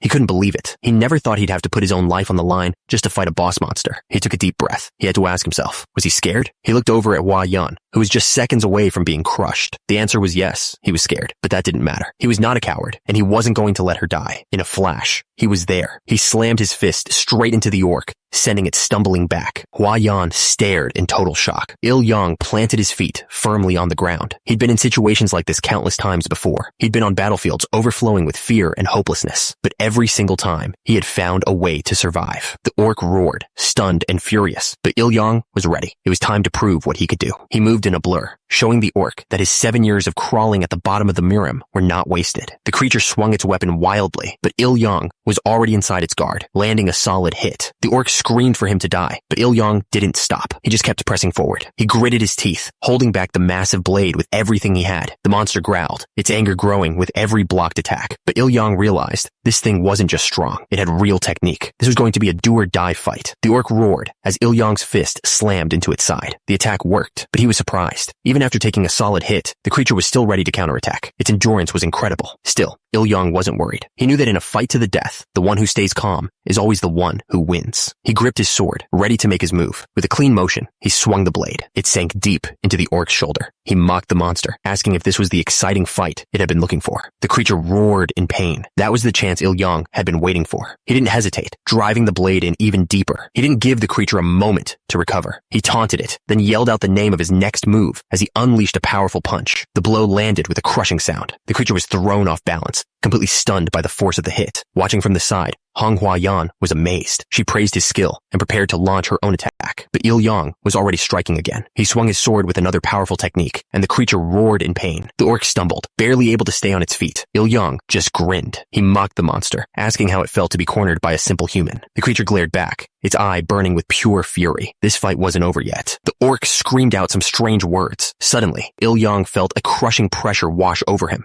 The creature let out a massive roar as its entire body began to glow with energy. The orc moved in a blur. Il Yang barely had time to raise his sword to block the attack. The force of the blow was incredible. The orc pressed forward, completely relentless. He realized the monster had suddenly gotten way stronger. He had no idea what was happening. He gritted his teeth, pouring all of his strength into just holding the creature back. He couldn't keep up. For the first time in this fight, he was at a clear disadvantage. The orc screamed another word, its eyes glowing with pure power. It was completely overwhelming him. The orc's sudden power-up was too much. Il Yang gritted his teeth as he was pushed back, losing ground for the first time. The creature put all its weight to the strike. Il Yang's arms trembled, struggling just to hold the blade back. His guard finally broke. The force of the blow sent him stumbling backward with a cry of pain. Seeing him go down, one of his teammates didn't hesitate. He yelled that he was coming to help and charged straight for the orc, but Il Yang wasn't hurt at all. He looked back with a confident smirk, completely unharmed. The adventurer met the orc's blade head-on, using a skill called Rush of Trust to stop the massive attack. She immediately unleashed her own attack.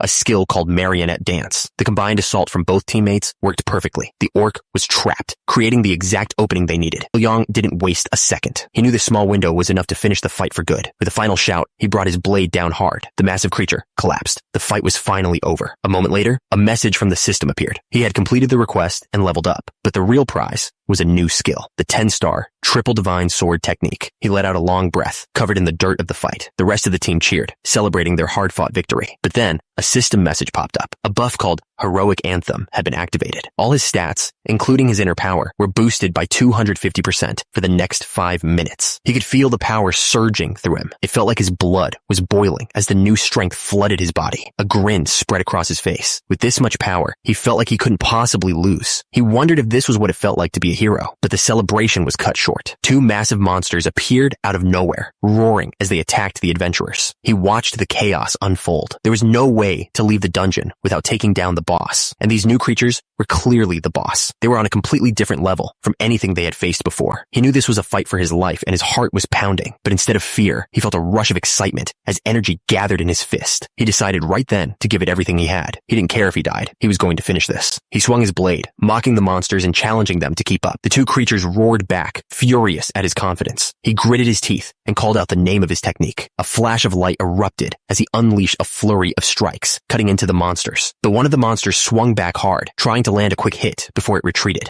Their blades met with a massive crash, shaking the ground around them. The impact sent them both flying back, but Il Yang recovered instantly, diving right back into the fight. He landed perfectly between the 2 creatures, sword at the ready. They didn't waste a second, swinging their huge blades at him from both sides. But he was too fast. Their blades just scraped against each other, missing him completely. One of them roared in frustration. That was the opening he needed. He spun around and faced one of them down. The creature's blade managed to graze his cheek, but he didn't even flinch. He just gritted his teeth, completely focused. He knew their power covered a wide area, while his was more focused. The only way to win was to get in close and do it fast. And in the blink of an eye, he was there. His blade slammed right into the monster's head. The monster choked, spitting up blood from the strike. Before he could finish it, the second creature came charging in with a roar. He knew that fighting 2 at once was exhausting. Even with the Heroic Anthem buff, he was being pushed to his limit. Taking on 2 Class D monsters was a huge challenge for any novice adventurer. That's when the creatures started chanting strange words, their bodies glowing with a dark energy. He watched them, completely confused. He had no idea where this move came from. To make things worse, he realized his 5-minute buff was almost over. This was a terrible situation.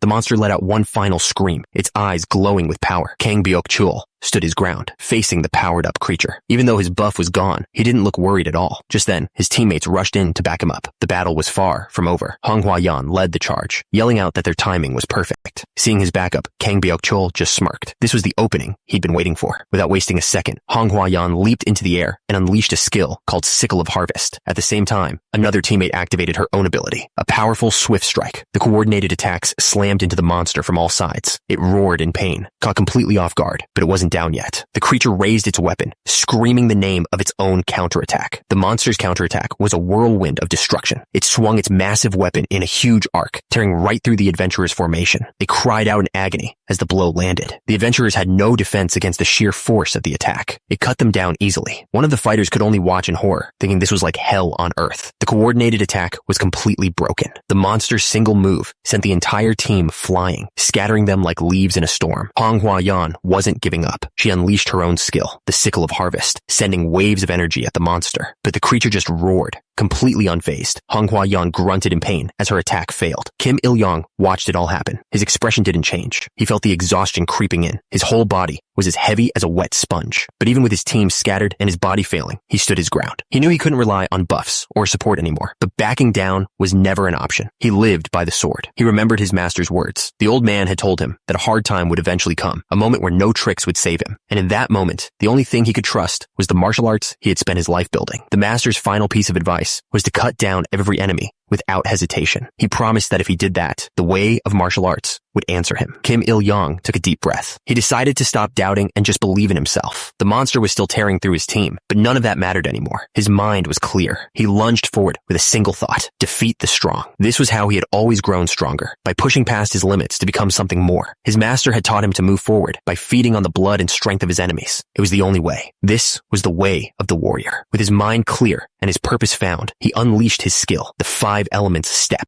The monster roared in fury, sensing the sudden shift in the fight. He moved so fast he was just a blur, weaving right through the creature's attack. He gritted his teeth, his eyes locked on the target. Nothing else mattered. Manhwa screamed for him to go, telling him that this was their only chance. He didn't hesitate for a second. He lunged forward, putting all of his strength into one final strike. The creature's eyes widened in shock. It saw the attack coming, but was too slow to react. Kim Il-yong roared as his fist slammed into the monster's side. The impact was huge, sending the creature stumbling backwards as his defense completely shattered. He stood over the fallen creature, gasping for air. A thought echoed in his mind. He had finally defeated a truly strong opponent. The creature collapsed to the ground, its life fading away in an instant.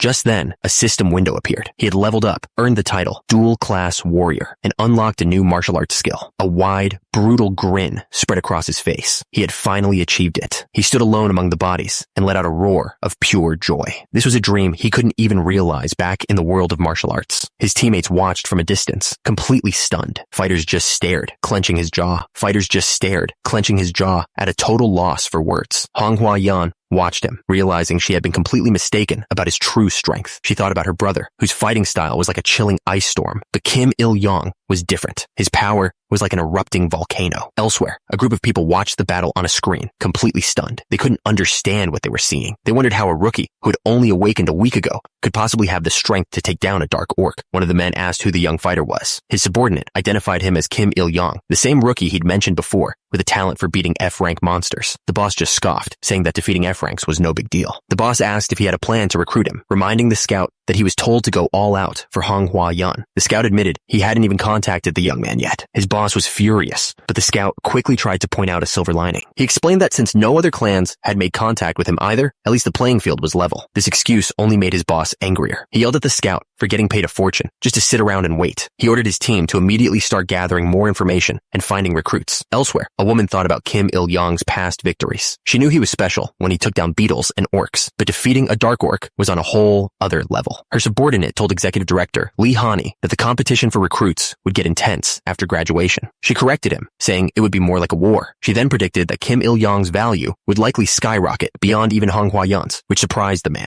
Lee Hani was absolutely certain. She pointed out that even Manhwa couldn't take down 3 dark orcs. She gave a direct order: bring him in, even if it meant risking the company's foundation. She was confident that if they made an irresistible offer, he'd eventually join them. She knew it wouldn't be a loss. As her grandfather always said, talent was the foundation of any business. Super rookies like him didn't yet know their true value or the potential they had for growth. Elsewhere, 2 officials from the Adventurers Association walked down a hall, clearly shaken. The woman let out a sigh of relief, saying they'd managed to avoid a huge disaster. She knew that if an entire group had been wiped out, even experienced adventurers couldn't have fixed the situation. Her colleague agreed, worried that a failure would have made the entire country look weak. The woman suggested asking the government for better armor rentals, but she already knew the answer. They just reject it over budget issues, like they always did. The man figured the government would just downplay the whole thing thing anyway. The woman was fed up with the bureaucracy, complaining that the government never tried to prevent problems, only react to them. Looking out over a large hall, the man admitted his frustration. The woman understood. She said every guild would be scrambling to recruit a rookie who could take down 3D rank monsters. In the end, she knew he'd join a guild, not their association. She sighed, complaining that adventurers these days only cared about money and power, not the spirit of adventure. Just then, a bright blue orb of light appeared in the middle of the hall. A voice announced the arrival of the rookie adventurers as they stepped out of the light. Kim Il-young and Honghua Yun were right at the front. The crowd below stared, completely stunned.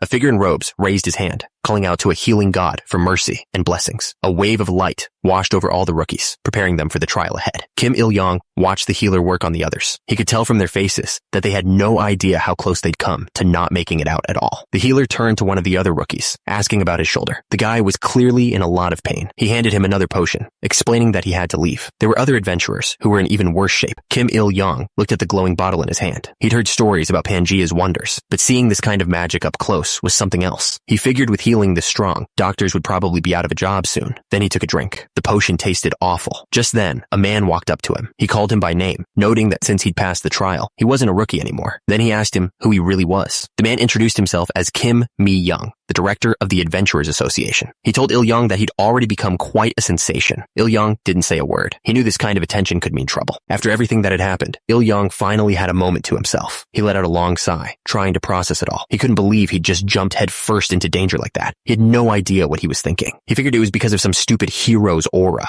To him, being a hero was just a thankless job where you risk everything for nothing. Just then, a message popped up. It was from the Mother of Heroes, telling him not to ignore his inner heroic instincts. He scoffed at the idea. Heroic instincts? In someone like him, with his background, he thought even a dog would laugh at that. The system chimed in again. The Mother of Heroes was mocking him, claiming his martial arts would respond to his instincts, whether he liked it or not. He was getting seriously frustrated. He blamed his own silly hero mindset for everything, and just wanted it to stop, but the god wasn't done. The system told him she was smirking and imitating him. He was losing his patience with this damn god. The system message confirmed the god's name was Hildegren, and she was laughing at him. Il-young just sighed, feeling like he was collecting one embarrassing moment after another. Just then, a voice called out to him, asking if he was Kim Il-young, the prospective adventurer. The man introduced himself as Kim Ma-young, the director of the Adventurers Association. He said he was happy to finally meet the adventurer everyone was talking about. Il-young's eyes narrowed, a high-ranking official from the association. He knew this kind of attention was never good. The two of them were alone in a massive, empty hall. The director asked Il-young if he would consider working for the country. Il-young didn't even hesitate before saying no. The director looked completely shocked by the instant rejection, but Il-young was just tired of it all. First, it was become a hero. Now, work for the country. He was getting sick of it. He was so fed up, he seriously wondered if he should just go find a powerful shaman to get rid of whatever was causing all this trouble. The director's colleague told Il-young that there was no room for him in their organization.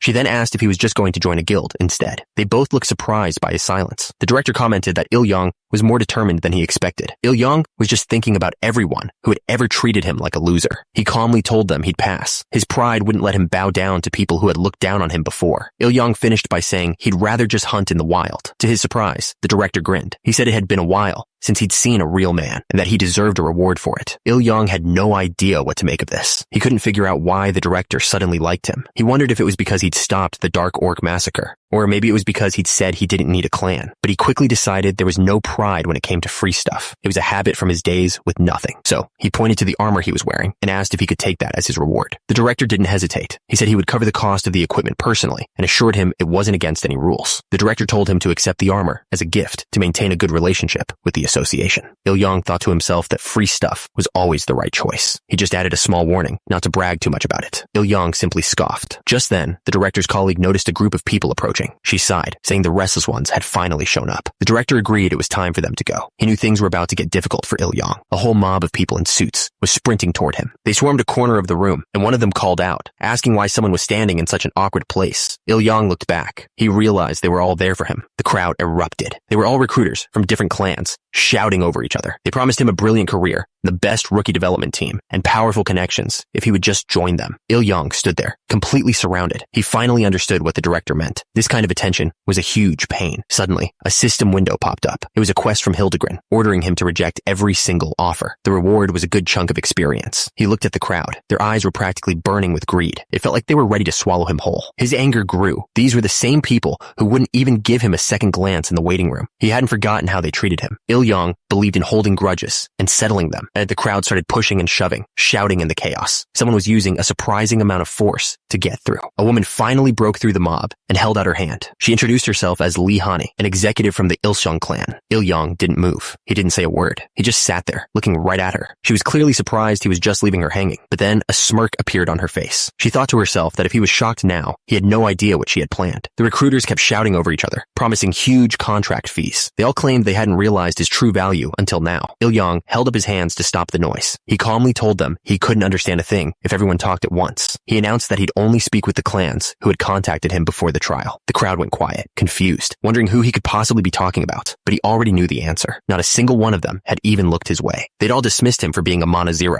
He looked out at the silent room and sighed. Then he sarcastically remarked that it seemed no one there had an eye for talent. With a smirk, he said that since no one stepped forward, he had no choice but to leave. He was done with them. He thought about how they'd spit him out when they thought he was worthless. The idea that they wanted to pick him back up now was just laughable. Suddenly, a cloud of dust filled the air. By the time it settled, Il-yang was gone. The recruiters just stood there, stunned, unable to believe he'd actually just left. The recruiters were left speechless. They couldn't understand why someone would turn down all their offers and just leave, questioning how he could possibly survive without a party. Far from the noise, Il-yang walked down a quiet hallway. He figured he had some time before reaching the gate, so he decided to check his status. He pulled up the system window. He was finally level 14, and his title had been upgraded to second-class martial artist. A smile spread across his face. Leveling up was the answer. Now that he was a second-rate martial artist, the number of skills he could register had grown massively. He decided to get rid of all the useless arts he'd learned. He needed to focus only on practical, powerful martial arts, and not get distracted by the sheer number of choices. He knew that disorganized training would only slow him down. It was time to be selective and focus. He started with the wind essence sword technique, something he'd practiced countless times, but he wondered if this meant he had to throw away the skills he used before, like his 3-element swordsmanship. To his surprise, the system told him he could inherit the proficiency from his old skill. It wasn't a huge increase, but it was better than nothing. At least now he knew his past efforts hadn't gone to waste. He grinned. If he could transfer proficiency, he might as well inherit everything. He decided to merge all 5 of his second-tier martial arts. The system confirmed it. All his major techniques, from the wind essence sword to the 7 steps death control, were now officially registered. He was truly a second-tier martial artist now. He remembered his time in the martial world. Back then, with nothing to help him, it took a year and a half of brutal training to reach this same level. But here, with the Pangea system, he'd done it in just 7 days. He couldn't help but feel a little impressed with himself. Just then, a message popped up. It was Hildegren, reminding him that it was the class that was amazing, not him. Il-yang just sighed. Turns out, his god liked to brag a little too. His thought was cut short by a blinding flash of light. He'd arrived. He looked around and saw Manhwa standing right there. Arrived too. She turned to him, noticing arrived too. She turned to him, noticing his stare. She asked him what he was looking at. Il-yang couldn't believe what he was hearing. Manhwa was calling him the hero who saved her, and he thought she was being way too bold. She kept going, reminding him that he appeared just in time, took down the dark orc, and saved her. She was completely serious. Then her tone changed. She said she still couldn't believe his skill with a sword and asked him what on earth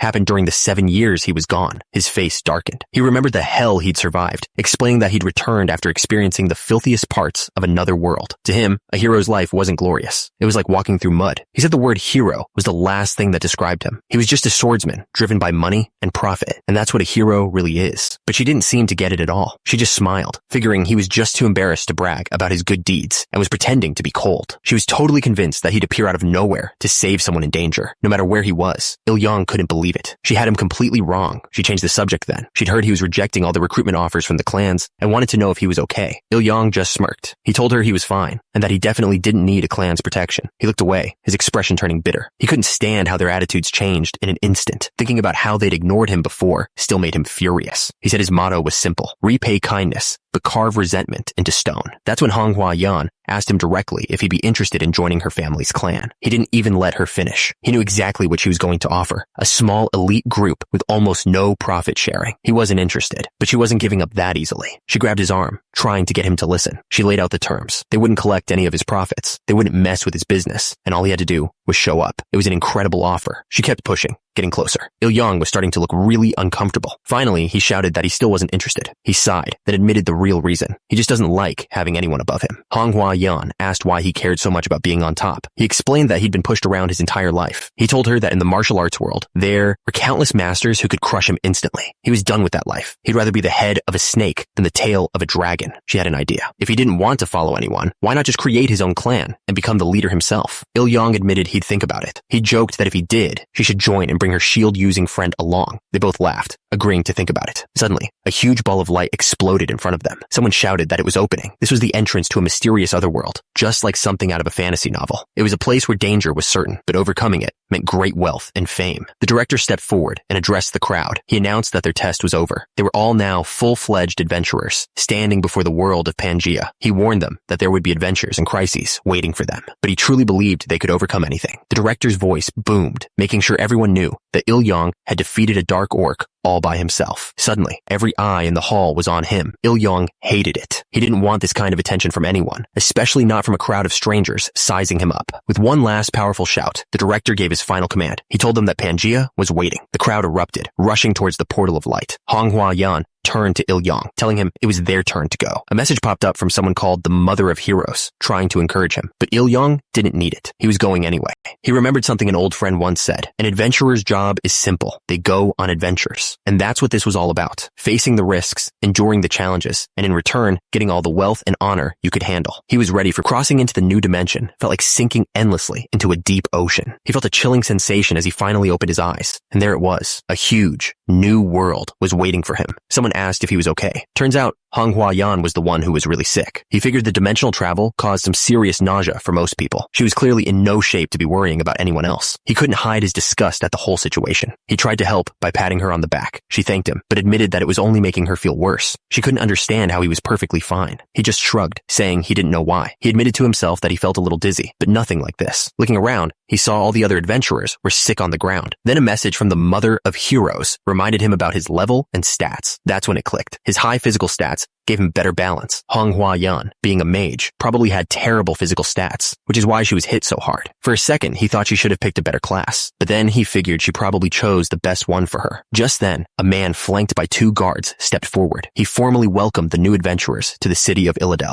but his tone was anything but welcoming. He sarcastically commented on the sick adventurers and told them to get a grip because he was busy. One of the adventurers, clearly annoyed, demanded to know who he was. The man apologized for his late introduction. He was Odello Waterman, the head butler to the city's lord. Odello Waterman then announced that his lord wanted to invite the new adventurers to a welcoming party. The crowd was stunned. An invitation from a real lord felt like something out of a storybook, but Il-yong was suspicious. He wondered why a powerful lord would bother inviting a bunch of level 1 and 2 newcomers. It felt like a move to scout for future talent. The other adventurers, though, were completely sold. They were already buzzing with excitement, talking about meeting noble ladies and living out a fantasy. Il-yong thought about it. For adventurers, level mattered more than social status. He figured he might as well go and see what a noble's party was all about. That's when Odello dropped the bomb. He explained that adventurers who hadn't signed contracts with clans weren't invited. One of the guys looked completely crushed, his dreams of meeting noble ladies gone. The crowd started to get angry, questioning why only those with contracts could go. They were already being treated like they were useless. Il-yong saw it clearly. Not having a clan contract basically meant you were seen as someone without any class or talent. In other words, the people of this world, they looked like they had no skills and no connections. They were nothing. It all made sense. This was why everyone was so desperate to join a big clan. The system was simple. Clans take a big chunk of the money their adventurers earn. Some might call it teamwork, but really, it was just exploitation. They use that money to get close to the rich and powerful people of Pangea. Once they're in, they make sure no one else can climb up after them. That was their entire strategy. He was disgusted. They were kicking away the ladder so no one else could climb. It was a dirty game, but he didn't care. Let them knock down all the ladders they wanted. He had his own strength, his own martial arts. He didn't need their path. He would just jump right over them. It was that kind of arrogant thinking from the clans that would make them lose out on someone truly powerful. Manhwa must have seen the look on his face. She called out to him, worried, but he just told her he was fine. She wasn't going to let it go. She stepped up and asked Odello if just one more person without a contract could come. The butler shut her down immediately, saying it was a strict order from his lord. She clenched her teeth, furious at the injustice. One of the adventurers asked what people without contracts were supposed to do. Odello just told them to figure it out and find the Adventurers Guild. Il-yong's first impression of this new world was that people were the same everywhere, always ranking and looking down on each other. Manhwa offered to go with him, but he just waved her off, telling her he'd see her back at school. He was used to this kind of treatment from his days as a ronin. Instead of feeling wronged, he just decided he'd get stronger and pay them back for the disrespect. The other adventurers who weren't invited were furious. They cursed the city for beginners and then scattered, each going their separate ways. Odello watched them all leave, looking completely satisfied with himself. Il-yong just saw him as an unlucky old man. The sun began to set over the city. Now that he was on his own, Il-yong had to find the Adventurers Guild. He was a little worried, but the bracelet he wore made communicating with people easy enough. He found the guild without much trouble. A sign above the door wished glory to all adventurers. This was the place. Il-yang walked into the guild, and the place was packed. The adventurers inside were all complaining about the crowd, quickly realizing it was because the new recruits had just arrived. The talk quickly turned to the test the newbies had just finished. A rumor was going around that 3 dark orcs had shown up as the final boss. But another adventurer was confused. He said he'd just come from the plaza, and the new adventurers seemed perfectly fine, full of energy. The others couldn't believe he hadn't heard the news. A bald man at the bar scoffed, saying the dark orc story was old news. The others leaned in, begging him to tell them what he knew. He just cleared his throat and told them to buy him a drink first. After getting his wine, he finally told them what really happened. He said there were 2 potential unique class adventurers in the new batch, and one of them took down all 3 dark orcs alone with just a single sword. The other adventurers were stunned. They couldn't believe it and immediately asked who this guy was. The man admitted he didn't know his name, only the story, so they asked about his class. He thought for a moment before remembering the class, Ronin. The others knew right away that it had to be in unique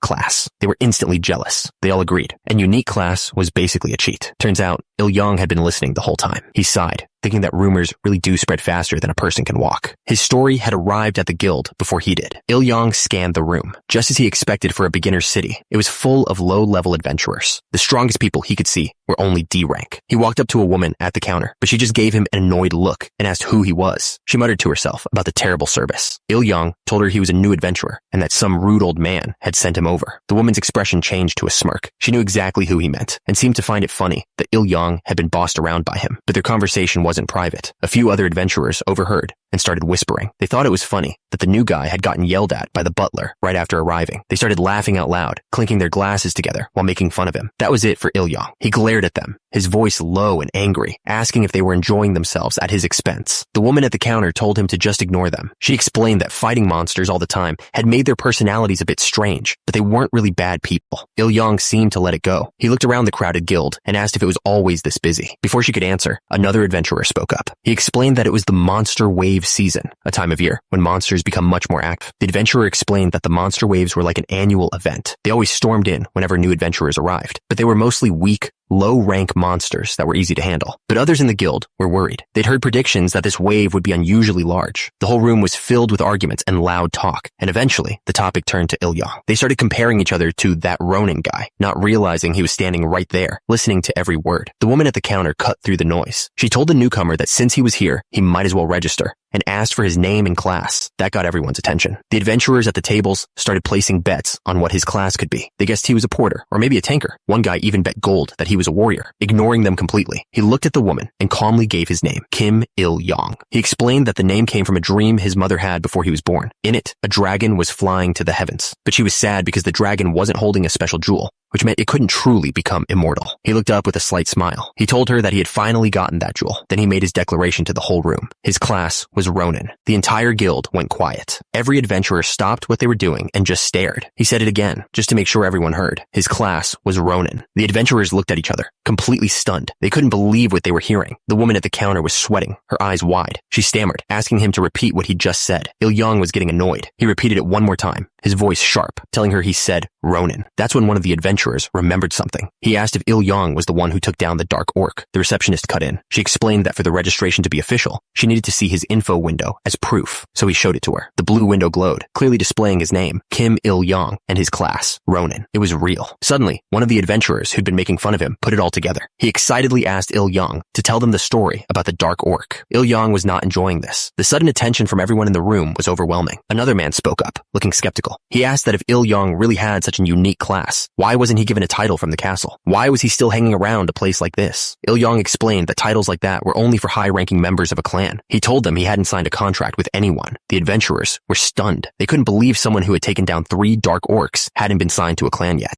Il-yang corrected them with a slight grin. It wasn't that he couldn't join a clan. He just didn't want to. He explained that he'd learned an important lesson during his time as a Ronin. He remembered that a swordsman's fate depends entirely on his boss. An employer could change who your friends and enemies were overnight. So he decided not to make friends, not to form connections, and not to register anywhere. Il-yang's words split the room. Some adventurers started arguing about their own small parties and the trouble with clans. He ignored them completely. He turned to the woman at the counter and asked if there was a nearby dungeon with E-rank monsters. She said yes, and asked how many people were in his party. He told her he was going alone. Her eyes went wide in disbelief. One of the adventurers at a nearby table overheard. He quickly warned Il-yang that dungeons weren't meant for soloing. Il-yang didn't even flinch. He just told the man that was his opinion, not a fact. Another man stepped forward. He argued that if Il-yang died, he'd just be a problem for the next party. Then he offered him a spot in their group, saying they'd help him grow. Il-yang crossed his arms, unimpressed. He thought to himself, who's really going to be helping who here? Then, an older-looking adventurer told him to stop joking around. He boasted that his party was almost clan level, and that their hunts were systematic. He even offered Il-yang an extra 10% of the profits to join. Another adventurer tried a different approach, trying to get Il-yang to join by mentioning the women in his party. Suddenly, the whole room erupted. Everyone was shouting at him, telling him to ignore the others and join their party instead. They all promised to take care of him, each one trying to shout louder than the last. Il-yang just watched them. He was starting to understand what was going on here. He realized that all the truly useful rookies were immediately picked up by the big, powerful clans. Those A, B,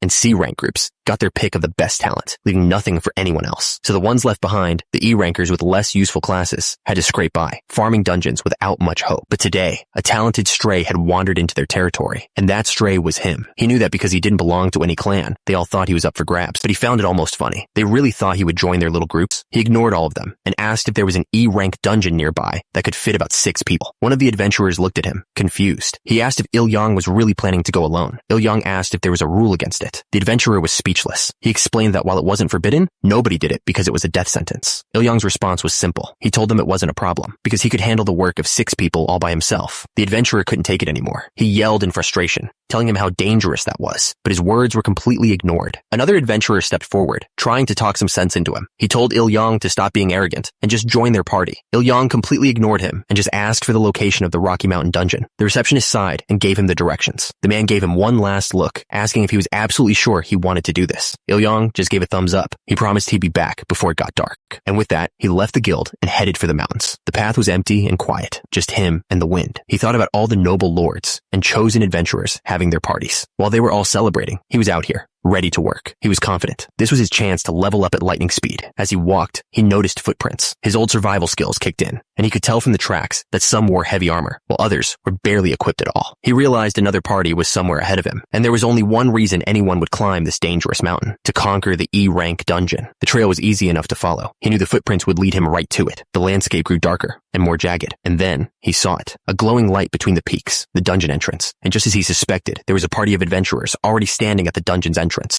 Il-yang sighed. So he wasn't the first one here after all. He was annoyed. It wasn't like he could just turn around and find another dungeon at this point. That's when one of the adventurers turned around, hearing something behind them. The whole group turned to face him. One of them called out, asking who he was. As Il-yang walked closer, they asked where the rest of his team was. He answered plainly that he came alone. The adventurer stared at him, completely shocked. He asked if the guy was out of his mind, basically trying to get himself taken out in the dungeon. While Il-yang stood there calmly, the other adventurer was sizing him up. He saw an unfamiliar face with a cheap steel sword and standard-issue leather armor. He looked like a total rookie. One of the women in the group, Kim Da-young, looked him up and down. She called him an arrogant F-rank newbie, wondering if the certification dungeon was just too easy this time. Il-yang didn't react. He knew they had no idea his group of adventurers had faced the hardest certification dungeon ever. Da-young got even more aggressive. She yelled that this was an E-rank dungeon and told him to get lost since they were here first. She was done talking, but another woman in a red cloak stepped in, trying to calm Da-young down. She wanted to at least hear what Il-yang had to say, but Da-young just kept yelling for him to leave. Il-yang just watched them argue. Il-yang thanked her for the concern, but Il-yang thanked her for the concern, but told her he was confident he could clear it on his own. That just made Da-young laugh. She mocked him for not knowing his place, saying it's no wonder so many new adventurers don't make it. The man in the dark armor finally turned his attention to Il-yang. He noted that Il-yang clearly had no intention of backing down. The adventurer walked toward him, his party watching from behind. Il-yang asked calmly if they were planning to use force to make him leave. He didn't look scared at all. He just stared back, waiting for their answer. The adventurer's hand rested on the hilt of his sword. He said that since Il-yang had come this far, there was only one thing to do. But instead of drawing his sword, he smiled and invited Il-yang to join their party. Da-young was furious, yelling at her leader for the sudden change of heart. Another member of the party was furious. He couldn't believe they were even talking to a drifter like Il-yang. The leader ignored him completely and looked straight at Il-yang, asking what he was going to do. Il-yang thought about his choices. He could just walk away, or he could just knock them all out and go in by himself. But right then, a quest alert popped up. The system wanted him to make allies, not enemies. The reward was some experience points and a secret elixir. His eyes immediately locked onto the reward. That one item changed his mind in an instant. A secret elixir. He couldn't believe it was a possible reward. He knew exactly what it was. A secret elixir from the Emafa clan. It was a low-grade potion that could boost your inner power. He remembered it all too well. This was the very thing that got him killed. He had been betrayed over it. He died before he ever even got the chance to use it. He thought about the system Hildegren. Its personality was definitely annoying, but if it was offering rewards like this, he was more than willing to play along. Then it hit him. The rewards weren't just elixirs. The system was offering all kinds of martial arts items. His mind started racing. Could he get things like dragon scale armor or even 1,000-year-old ginseng? The possibilities were insane. After a moment, Kim Il-young looked at the party leader and accepted the offer. The leader was clearly not expecting him to agree so easily. He stammered for a second, then agreed they should head in together. Il-young smirked. He figured the system really wanted him to get that elixir. One of the women gagged. A horrible smell.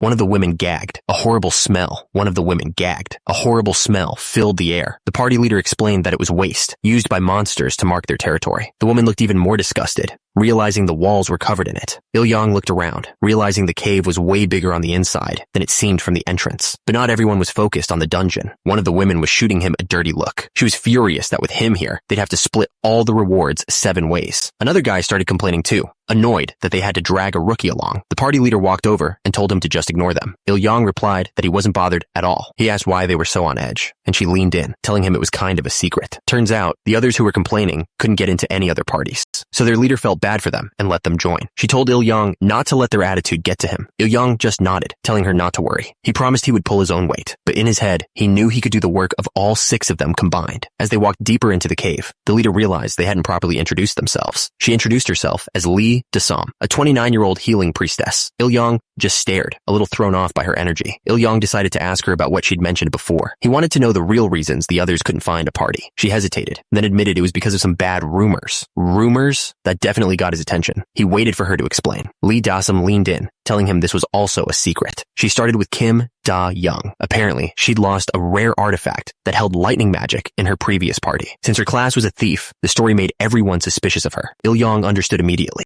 A thief losing a powerful lightning artifact. Yeah, anyone would be suspicious of that. Daesum then moved on to the archer. He was the only one who survived after his entire party was wiped out. An archer's job is to scout ahead and keep the team safe. For him to be the only one to make it out, that was a huge red flag. Daesum figured it had to be one of 2 things. Either he had a terrible past, or he just had the worst luck in the world. That left one person. Il-young asked about their leader, Oh Tae-suk. Daesum admitted she didn't know much about him either, since she hadn't been in the party for very long. Daesum wondered aloud if their leader was a good person for gathering all these people with nowhere else to go. But Il-young had a different thought. A man like that could just as easily have a dark heart. Suddenly, another party member snapped at them to be quiet, worried they were attracting monsters. He complained that he was already struggling to pay off loans for his gear and didn't want another person to split the rewards with. Daesum was shocked by his rudeness. To change the subject, she turned to Il-young and politely asked him to introduce himself. He told them his name was Kim Il-young. He was 24, and his class was Ronin. Daesum seemed surprised. She'd never heard of a Ronin class before. Suddenly, one of the party members shouted that he'd spotted enemies up ahead. The leader immediately asked how many there were. Tae-seok reported about 12 of them, and they seemed to be lightly armored. The leader figured they were just beginner scouts. He quickly gave orders for Daesum to provide support, Tae-seok to attack with his bow, and another warrior to stick by his side. Then he turned to Il-young, telling him to protect Daesum and the porters in the back. Il-young agreed, as thinking to himself that they were just using him as a shield. And there they were, a pack of wolf-like monsters, armed with axes and shields, ready for a fight. Tae-seok drew his bow, yelling that the first to strike would win. He let the arrow fly straight into the pack. With a look of satisfaction,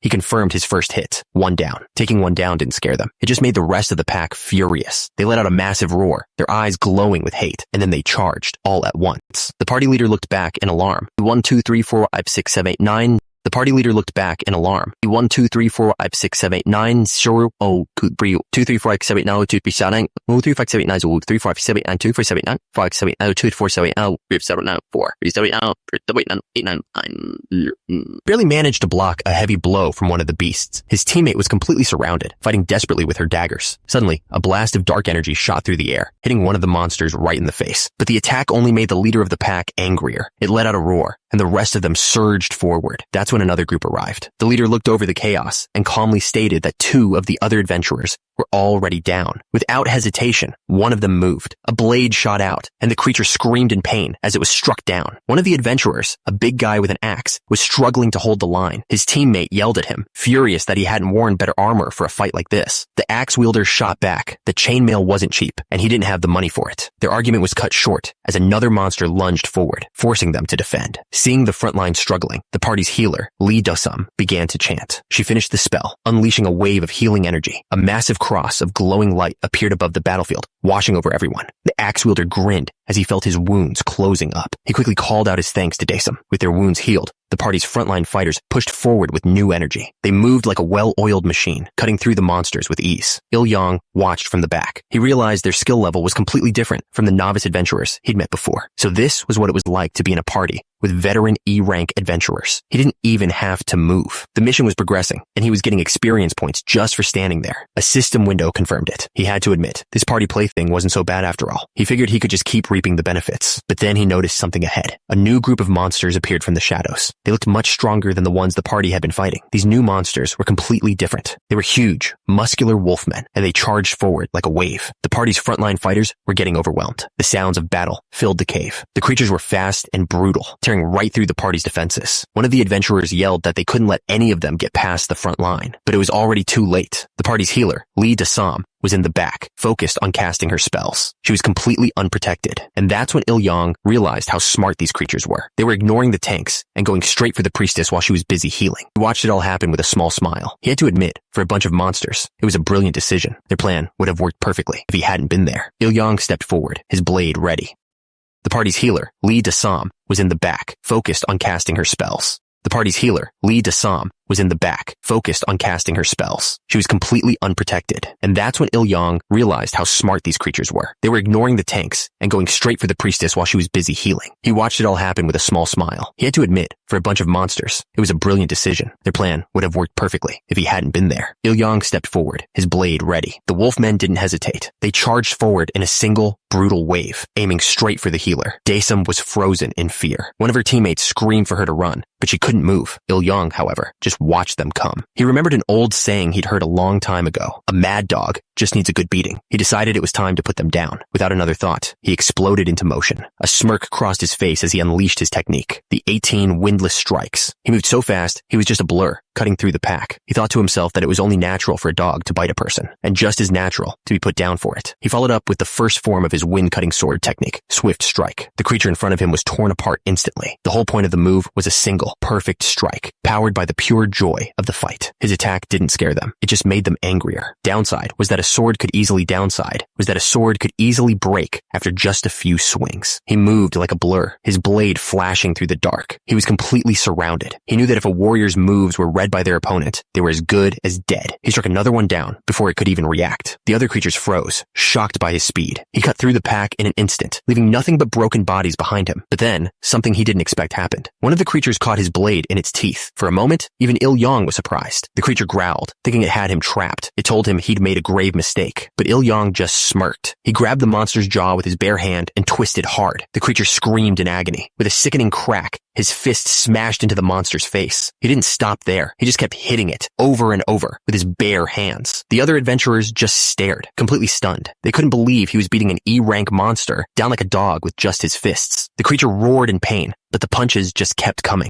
A message popped up from the system. His octagonal fist proficiency was getting better. He threw one last punch, and the monster finally went down for good. Il-yang stood there, surrounded by the bodies of the creatures he'd just taken down. The rest of the party walked up, one of them asking who he was, and if he was the new recruit. He looked over at the party's healer. She quietly thanked him for saving her, and he seemed a little surprised to find someone so polite. Il-yang just brushed it off, saying protecting the party was his duty. But the armored adventurer stepped forward, clearly impressed. He said Il-yang's skill was beyond anything he expected. Il-yang asked how he knew his name. The man explained he'd overheard him talking with Dasam earlier. He admitted that when he heard Il-yang was taking on an E-rank dungeon alone, he thought it was just a beginner's bluff. He apologized on behalf of the group for treating him like a novice. But Il-yang just said he got lucky, insisting that he was a beginner who had just arrived in Pangaea. The adventurer's face went pale. He couldn't believe it. The other party members overheard, and they were furious. They couldn't understand how a newcomer could fight like that. One of them, a woman with sharp teeth, got right in his face, demanding to know what his deal was. The party's archer wondered aloud if Il-yang was some kind of criminal, hiding his identity after doing something terrible. But then Dasam remembered something. She pointed out that Il-yang had mentioned his class was unique. The others realized that must be it. They started guessing he was a returnee, and their suspicion quickly turned to jealousy. The archer still thought it was weird. He asked why someone with a unique class would be wandering around without a clan. Il-yang just gave a small smile and said he'd had some issues with them in the past. The armored adventurer finally stepped in and told everyone to back off. He said everyone has a past, and it was clear Il-yang didn't want to talk about his. He reminded them that having a strong person join their party was a good thing, not a bad one. With the introductions finally over, the armored adventurer told the porters to start the cleanup. Il-yang had no idea what he meant by cleanup.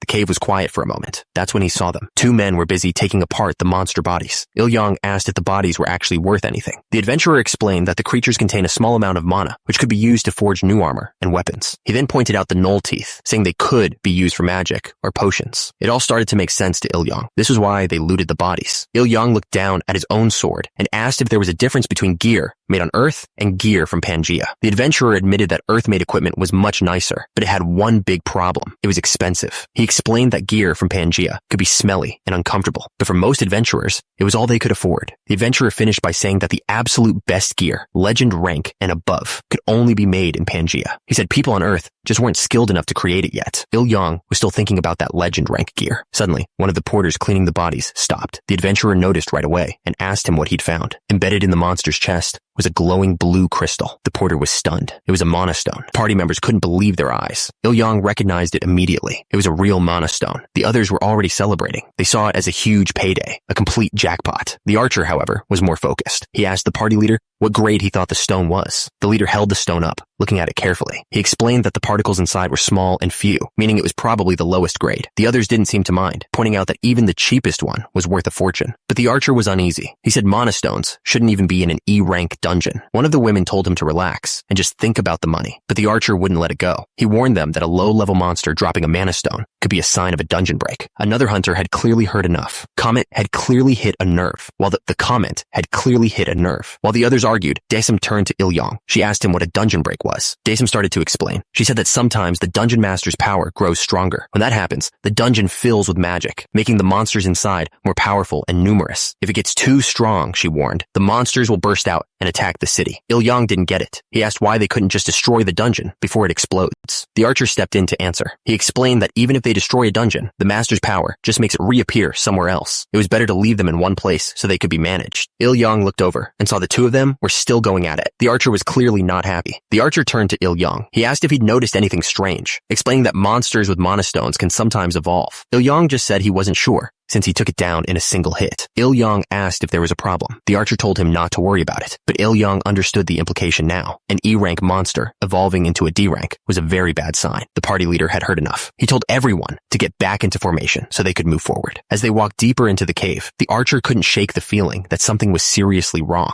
The party leader warned that goblins were on their way, drawn by the scent of the scouts they'd taken down. The archer asked how many. The leader estimated around 20, but said one of them had unusually loud footsteps. He figured it had to be a wolf chieftain. The battle plan was simple. Daesum would distract the boss while everyone else cleared out the smaller enemies. One of the fighters hoped they'd find another mana stone. The other guy scoffed, saying it wasn't likely, but the first one just smirked, saying, "You never know." Suddenly, a terrifying howl ripped through the cave, shaking everyone. The archer couldn't believe a wolf chieftain could make a sound like that. The leader's face went grim as he wondered if it was something worse, like a wolf warlord. Then, from the darkness, a whole pack of monsters appeared. The party leader scanned the horde, but he couldn't find the boss. The archer couldn't see it either. It didn't make sense after that howl. The party grew tense, wondering where it was hiding. The monsters didn't wait. They were ready to charge. The party leader yelled for everyone to focus on the wolves in front of them, calling for Il-yang to help out. The archer immediately let an arrow fly as the fight began, but Il-yang was already a blur, cutting through the monsters before they could even react. He slammed right into one of the wolves. A wild grin spread across his face. He was in his element. A system window popped up, tracking their hunt. In just a few moments, they'd already taken down 20 of the 30 monsters. One of the fighters was impressed by the clean sweep. He couldn't help but wonder just how high their party leader's level was. The whole cave was a mess of fighting as the party clashed with the remaining monsters. Through it all, Il-yang was completely locked in, his eyes fixed on the fight. In the middle of the fight, the party's healer closed her eyes and began to chant. A powerful purple energy started to gather around her. She unleashed her cure spell, a massive cross of holy light that slammed down on the remaining monsters. Il-yang was thinking this was all too easy. That's when something slammed into him from the side, catching him completely off guard. The other party members were just as confused. They had no idea what was going on.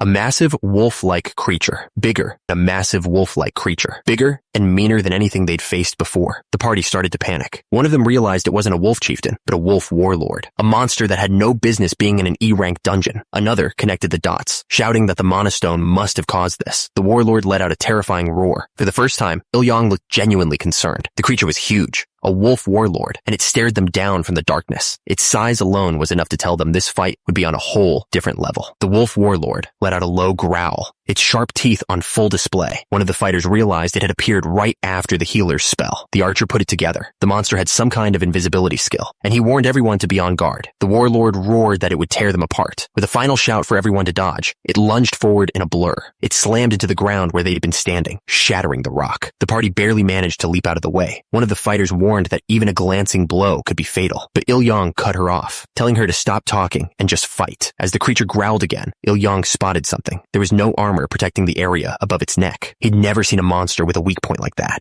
The warlord didn't give him any more time to think. Swung its massive claws right at his face, but Il-yang was too fast. The creature missed and immediately charged toward the archer, who was now completely exposed. But the archer didn't back down. He drew his bow, aiming right for the charging warlord. Just as the creature was about to strike, Il-yang appeared out of nowhere. He intercepted the attack, saving the archer's life. The warlord roared in fury. Il-yang didn't just block it. He used the momentum to launch his own attack. He moved like a blur, striking the monster before it could react. Seeing his chance, the archer joined the fight. But instead of firing an arrow, he charged forward and threw a punch, using his bow to add force to the blow. The hit landed right on its weak spot. The warlord growled, clearly hurt by the attack. The archer stood his ground, ready for the next boof. But the wound only made the warlord even more furious, and it let out a deafening roar. It was too fast. The monster grabbed the archer by the head, lifting him off the ground. One of his teammates screamed out his name, O Tae-seok. Filled with rage, the fighter cursed the monster and charged forward to save his friend. But the fighter's charge was useless. The wolf warlord swatted him away like he was nothing, sending him flying. The party leader watched with a grim look on his face. He knew that with that kind of power, even a single hit could be fatal. The fighter couldn't believe it. He had no idea where the monster had even come from.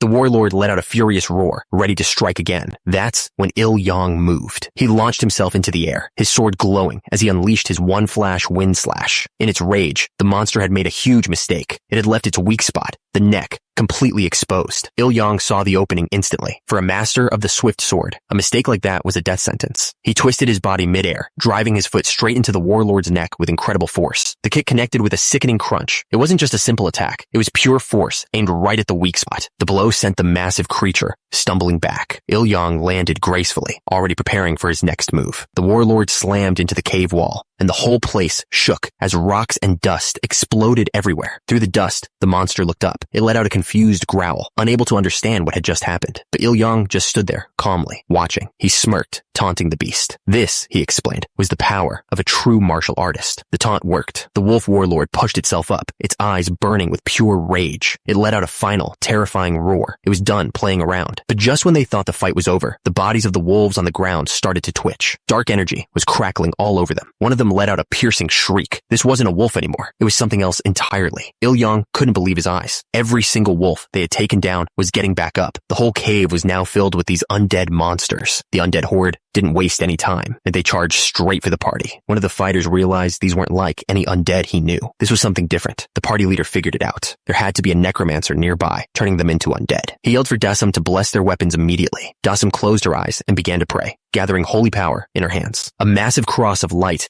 erupted behind them. The holy energy flowed into their weapons, making them glow. Now they had a fighting chance. Il-yang looked down at his sword. The holy blessing had made the blade shine with a powerful purple light. All around him, the rest of the party readied their own weapons, which now glowed with the same holy energy. With a terrifying shriek, the undead wolves charged. The party leader yelled for everyone to brace for impact. The horde slammed into them with incredible force. One of the fighters was immediately swarmed by the creatures. The party leader was furious. His eyes began to glow with power as he prepared to strike back. He cut down one of the monsters, but it was clear this wasn't working. Il-yang watched, realizing they were in real trouble. And that's when the undead wolf warlord let out a roar. It was finally joining the fight. Il-yang knew he couldn't wait any longer. He decided to stop holding back and go all out, charging straight for the warlord. With a final burst of energy, Il-yang unleashed his ultimate technique. He called it the one-flash wind slash, a single, devastating strike aimed right at the creature's weak spot. The massive monster collapsed behind him, defeated. A moment later, a blue window appeared in the air. The system announced that the quest was complete. He stood over the body of the fallen warlord, the cave suddenly silent. He thought to himself that this was what it felt like to use real martial arts. The wolf warlord let out one last, silent scream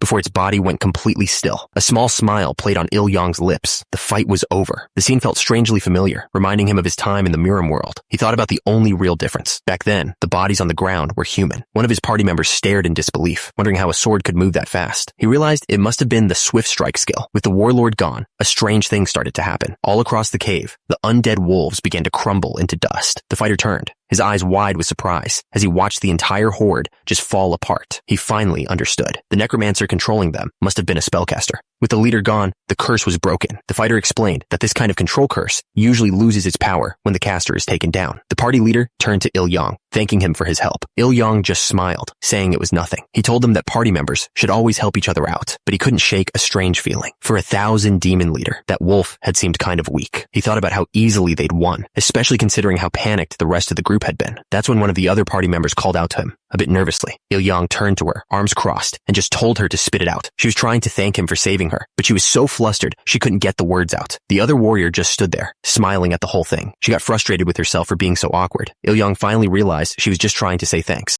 Il-yang just waved it off. He told her not to worry about it, that helping each other is just what party members do. But the party leader didn't agree. He said that kind of loyalty only exists in a real team, built on trust, not a temporary group like theirs. Il-yang looked annoyed by the comment. He told the leader to do whatever he wanted, making it clear he wasn't a pushover. The party leader clenched his fist, furious at how rude Il-yang was being. With the fighting over, an awkward silence filled the cave. That's when they turned their attention to the loot. The wolf warlord had dropped 2 magic stones and a ring. The party leader announced it was time to sort out the loot they'd gotten from the dungeon. He held up a scroll covered in strange, glowing symbols. One of the party members asked what it was. The leader explained it was an intermediate appraisal scroll, worth 1,000,001. Il-yang was stunned by how expensive it was. The system windows showed the rest of the loot: 2 mana stones and a rare ring. The ring could increase the wearer's strength and even grant invisibility for a few minutes. One of the guys noted that, as expected, it was a low-grade mana stone. The archer guessed that the dungeon boss must have been promoted to a higher rank than they thought. That's when another member realized something important. Grade wasn't the same as lowest grade. He asked what the price was, and the answer was shocking, around 30,000,001. Il-yang listened quietly. He couldn't believe it. That 1 small mana stone was worth as much as a car, and he wasn't even done. The party leader explained that the ring, being a rare accessory, was probably worth between 60 and 70,000,001. The rest of the party couldn't hold it in. They started cheering, realizing they completely hit the jackpot. The leader had to tell everyone to calm down. He reminded them they still needed to figure out how to split everything fairly. All this excitement was over 2 small stones and a simple-looking ring. He looked over everything one last time, including all the smaller items. The total value was around 120,000,001. Il-yang couldn't help but smile. That was an insane amount of money for just 1 day's work. But the archer brought them back to reality. The money was unusual, but so was the dungeon they'd just barely survived. The archer boasted that while their team's reputation wasn't the best, their skill was undeniable. He was sure that any other party would have been completely wiped out. One of the fighters looked worried. He wondered if this meant all dungeons were becoming this dangerous, which could be a huge problem for everyone. But a woman on the team immediately shut him down, telling him that wasn't their business. She turned to the party leader and demanded to know how much their share would be. The leader started doing the math. First, he explained, they had to deduct the porter's wages and a 20% tax. The woman immediately complained about the tax. The fighter just shot back that if she didn't like it, she should become an A-class adventurer and get an exemption. After all the deductions, each person would get about 15,000,001. The rest of the party seemed pretty happy with that. While the others talked, Il-yang just listened. One of the fighters complained that 15,000,001 felt like a letdown after hearing the initial total was so much higher. He then pointed out one of the items they found, asking the party leader if a simple iron ring was really worth that much money. Il-yang watched him, staying silent. The party leader just smiled, like he knew something they didn't. He held up his hands and explained that even though it was just 1 piece of armor, a person has 10 fingers to wear rings on. And this wasn't just any ring. It was an invisibility ring, which was an incredibly tempting piece of gear. With the loot sorted out, the leader called for everyone's attention. He told them they all worked hard and that it was impressive they all made it out unharmed, especially after the commander showed up. The party leader held up some potions. He said he'd treat everyone, explaining that the potions would help with any internal injuries their normal healing couldn't fix. The other party members were thrilled. One of them gave a thumbs up and thanked the leader, saying it was just what he needed for a nagging wound. Il-yang took his potion and drank it down, figuring he wouldn't turn down something free. He grimaced a little at the taste, thinking to himself that good medicine is supposed to be bitter. But then he noticed something strange. Another party member wondered aloud if the potion was supposed to be sweet. A second later, the other party members started grabbing their chests and coughing violently. Something was terribly wrong. One of them collapsed to his knees, struggling to breathe. Il-yang just watched the chaos, wondering what was happening. He seemed to be the only one not affected. One of the party members managed to get to his feet, demanding to know what the leader had given them. The party leader just stood there as his teammates collapsed around him, one by one. A sick grin spread across his face. He asked them if it was deadly enough for their tastes. He looked down at them and said that at least outsiders make good items. That word, outsiders, sent a wave of confusion through the rest of the party. They had no idea what he was talking about. The leader finally answered their question. He told them they had drunk a potion concentrated with mana poison. He held up the empty vial, explaining that it was designed to completely mess up an adventurer's mana, no matter how strong they were. The realization hit the last conscious party member. The leader just watched him struggle, calling it useless. With a twisted grin, he told them it was already over. There was no coming back from that poison. The party leader explained that the poison felt like a heavy stone in your chest, making it impossible to breathe or use mana. Il-yang clutched his chest, feeling the effects. To him, it felt familiar, like a poison that scatters internal energy. He tried to check his energy, but then he stopped. A blue light glowed in his hands. He looked down, confused by what was happening, and then it hit him. The poison worked on mana. He didn't have any. The realization made him feel incredibly foolish. The party leader laughed, saying how lucky he was to find a group of loners and hit the jackpot. The last conscious party member could only look up in anger. One of the men struggled to speak, demanding to know why he would do this. The leader just looked down on them, saying this is what happens when people cause trouble. He revealed that he was one of the outsiders he'd mentioned before. The long-haired man finally understood. The leader had picked him specifically because he was a wanderer with no one to back him up. Il-yang listened, taking it all in. The party leader explained that he loves targeting drifters because no one ever comes looking for them. Il-yang stared back, asking if he was really going to eliminate 7 people for just 120 million. The leader just laughed. He corrected him, saying it was 120 million each. Then he mocked them, asking if they really thought their lives were worth $1 billion. Il-yang realized this guy's way of thinking was completely broken. The leader then pointed out that on top of the money, he'd also get to keep all their magic equipment. The last conscious party members screamed at the leader, demanding to know what he thought a human life was worth. They called him a despicable monster. The leader just ignored their rage. He told them to say whatever they wanted and consider it their last words as he picked up his sword. But just as he moved, a system window appeared. It was a new request called Justice Realization. The system called the party leader garbage and offered a reward to clean him up. A small smile spread across Il-yang's face. The timing was perfect. He got to his feet, sword in hand, ready to begin. The party leader was completely stunned. He demanded to know how Il-yang was still moving. With a small smile, Il-yang asked if he'd ever heard of someone with 0 mana. The leader just yelled that it was nonsense. But before the leader could even process it, Il-yang moved. He told him it was time to get what he deserved. His sword came down, and the leader's arm flew off. He screamed in pain, demanding to know why the poison didn't work. Il-yang simply repeated the answer. He has no mana for the poison to affect. The leader refused to believe it, shouting that every adventurer has mana. Il-yang just stated that he was standing right there. The leader begged him to stay back, but Il-yang's face was cold. He told him that wasn't an option. The man got desperate, trying to call it murder and appealing to their shared nationality. Il-yang just scoffed, wondering why trash like him was still talking. He swung his sword, explaining that in all his experience, backstabbers were never shown any mercy. The leader collapsed to the ground, finished. With the leader taken care of, a system window popped up. The request was complete, and he had leveled up. Back in town, the sun was setting. This was the Adventurers Guild, a place meant to support those who risk their lives. Inside, the woman at the counter was lost in thought. She felt guilty, worried that she might have sent an adventurer to their end. Just then, the door creaked open. She looked up and saw Il-yang walking in. She was surprised to see him back so soon. She assumed he gave up, telling him it was a smart choice for a F rank to quit an E rank dungeon. But then, he slammed a heavy bag down on the counter, and her eyes went wide. Inside was the head of the party leader, the man with the bounty on him. After everything that happened at the guild, the group walked through the town as the sun began to set. Il-yang turned to the others. He brought up what the receptionist had said, asking if they were the ones who wanted to know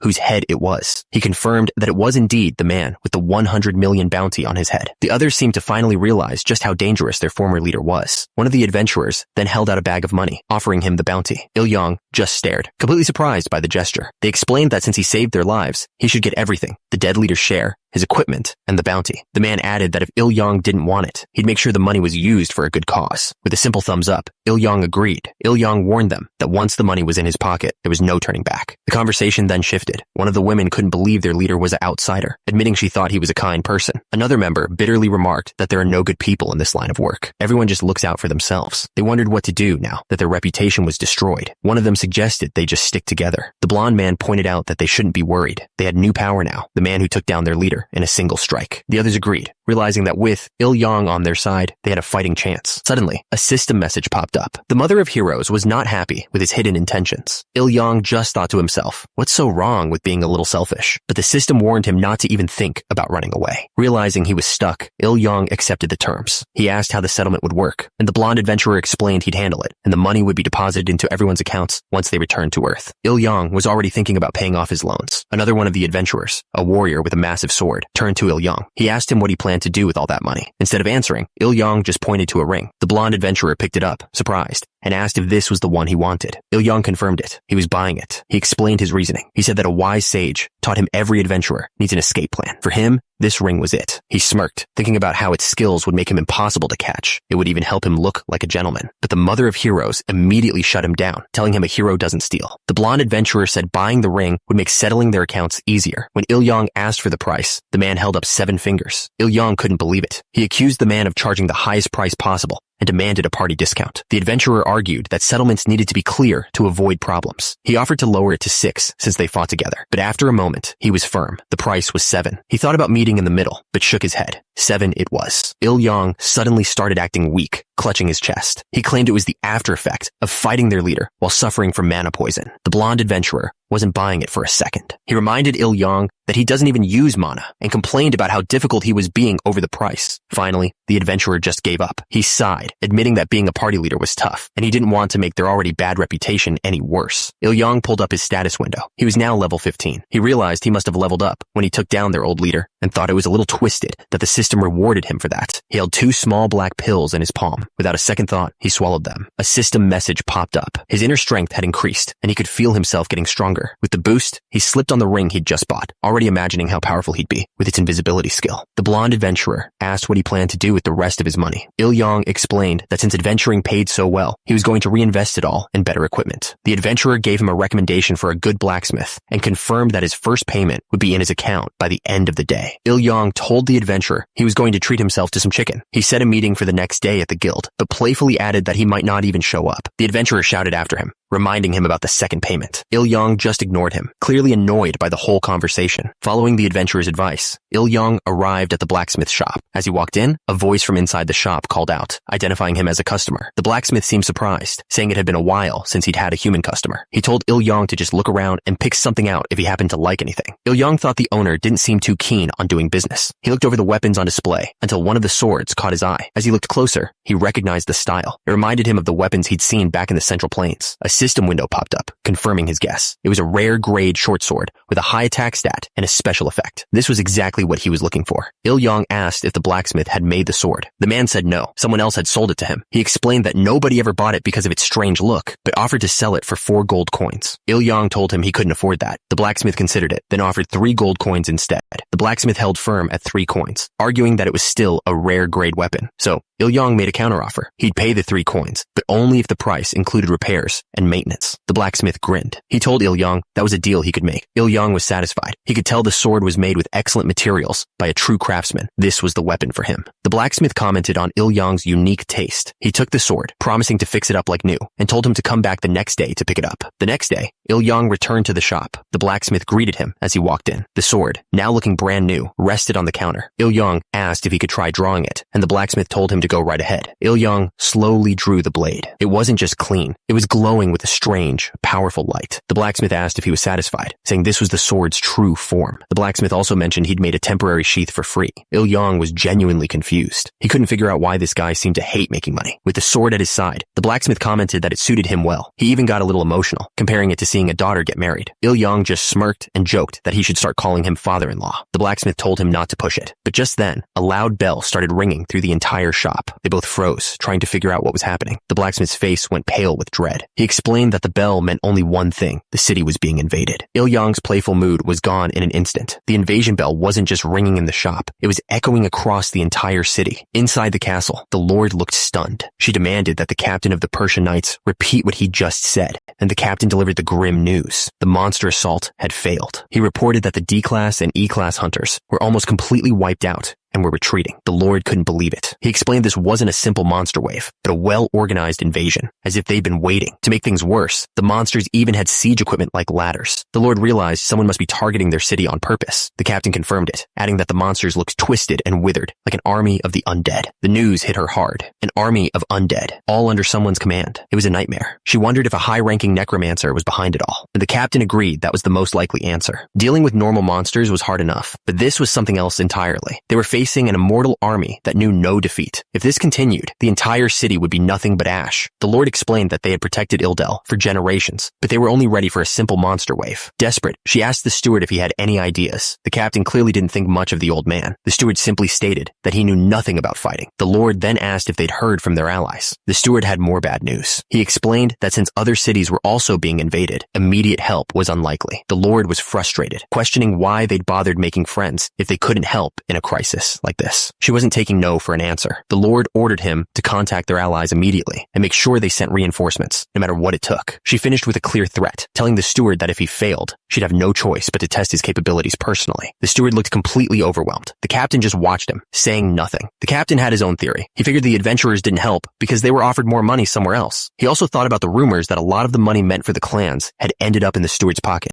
Finally, the captain spoke up. He told the Lord that he'd been saying for years they should have spent their money developing Ildel's own army and knights. As he spoke, he glared at the steward. It was clear who he blamed for their current mess. The Lord agreed with the captain, but said it wasn't the time to point fingers. She needed to know how many fighters they had left. The captain reported they had about 100 soldiers, but could maybe gather 400 by drafting people. He added that there were still some adventurers in the city who hadn't joined the first fight. The Lord wondered if those adventurers would even answer a call to arms. The steward explained that it was unlikely. He told her that the ordinary adventurers had been kept away from the castle on his orders to protect her dignity. The captain realized what the steward had really been doing. He'd kept the adventurers away so he could scheme more easily. He knew the chances of them helping now were slim. After all, they owed Ildel nothing. The Lord made her decision. She ordered the gates locked immediately. She told the captain to empty the entire vault if needed to hire the adventurers, saying she would take full responsibility. The captain understood. The news of the invasion was spreading through the city. People were just starting to realize the danger they were in. Inside a tavern, the adventurers were in an uproar. They demanded to know what happened to the first wave of fighters and couldn't understand why the city gates were suddenly locked. Suddenly, a man slammed his fist on the table, silencing the room. He told everyone to shut up because he had a proposal worth hearing. One of the adventurers told him not to waste their time unless he had a brilliant idea. The director calmly agreed, saying he knew most of them were ready to abandon the city, but he warned them that just running away wouldn't change anything. The director explained that this invasion wasn't just happening to them. He told them other places were also under attack, and he'd heard rumors of even C-rank monsters appearing elsewhere. The adventurers listened, the news catching them completely off guard. He pointed out that, in contrast, their city was mostly facing low-level monsters. With that said, he was ready to make his proposal. He held up 2 fingers. He promised to pay 2 gold coins in advance to anyone who joined the battle, and for those who fought until the very end, he'd give them another 2 gold coins. The room filled with chatter as the adventurers debated the offer. They knew that with an undead army, the key was to take out the Necromancer, but they questioned if they could even reach them, let alone get past their guards. Il-yang just listened quietly from the side. A woman next to him asked what he was planning to do. Il-yang just shrugged, saying he didn't really need the money right now. The others couldn't believe it. They asked why he wouldn't make money while he had the chance, calling him greedy for passing it up. Il-yang didn't seem to care. Another adventurer leaned in, trying to convince him. He pointed out that just by showing up and pretending to fight, they could earn a fortune. He seemed to think Il-yang was being difficult for no reason. Il-yang listened with a small smile as they laid out their real plan. They figured the Lord wouldn't let her own clan members fall, so they could just fake their way through the battle, collect the money, and then make a run for it. One of the adventurers worried about what would happen if the city actually fell, since there weren't many places for E-rankers to go. Another guy just laughed it off, saying it wasn't their problem. He figured the Lord must be getting pretty desperate by now, and right then, as if on cue, a blue window popped up right in front of Il-yang. The system was giving him a new quest, Call of Duty. The difficulty was medium, and the objective was to defeat one key target. The reward for the quest was Hildegren, a legendary root that had absorbed mystical energy for 1,000 years. Il-yang figured it was a pretty good deal, but he hesitated. The quest's difficulty was medium, and he remembered almost dying to a medium-low Dark Orc. This was a serious risk. The quest involved a siege battle against an endless wave of monsters. An inner voice, the mother of heroes, started nagging him. She said a true hero should ignore the risks and stand at the top. He got frustrated, telling her to give him a moment to think, but she kept pushing until he finally snapped and told her to stop with all the hero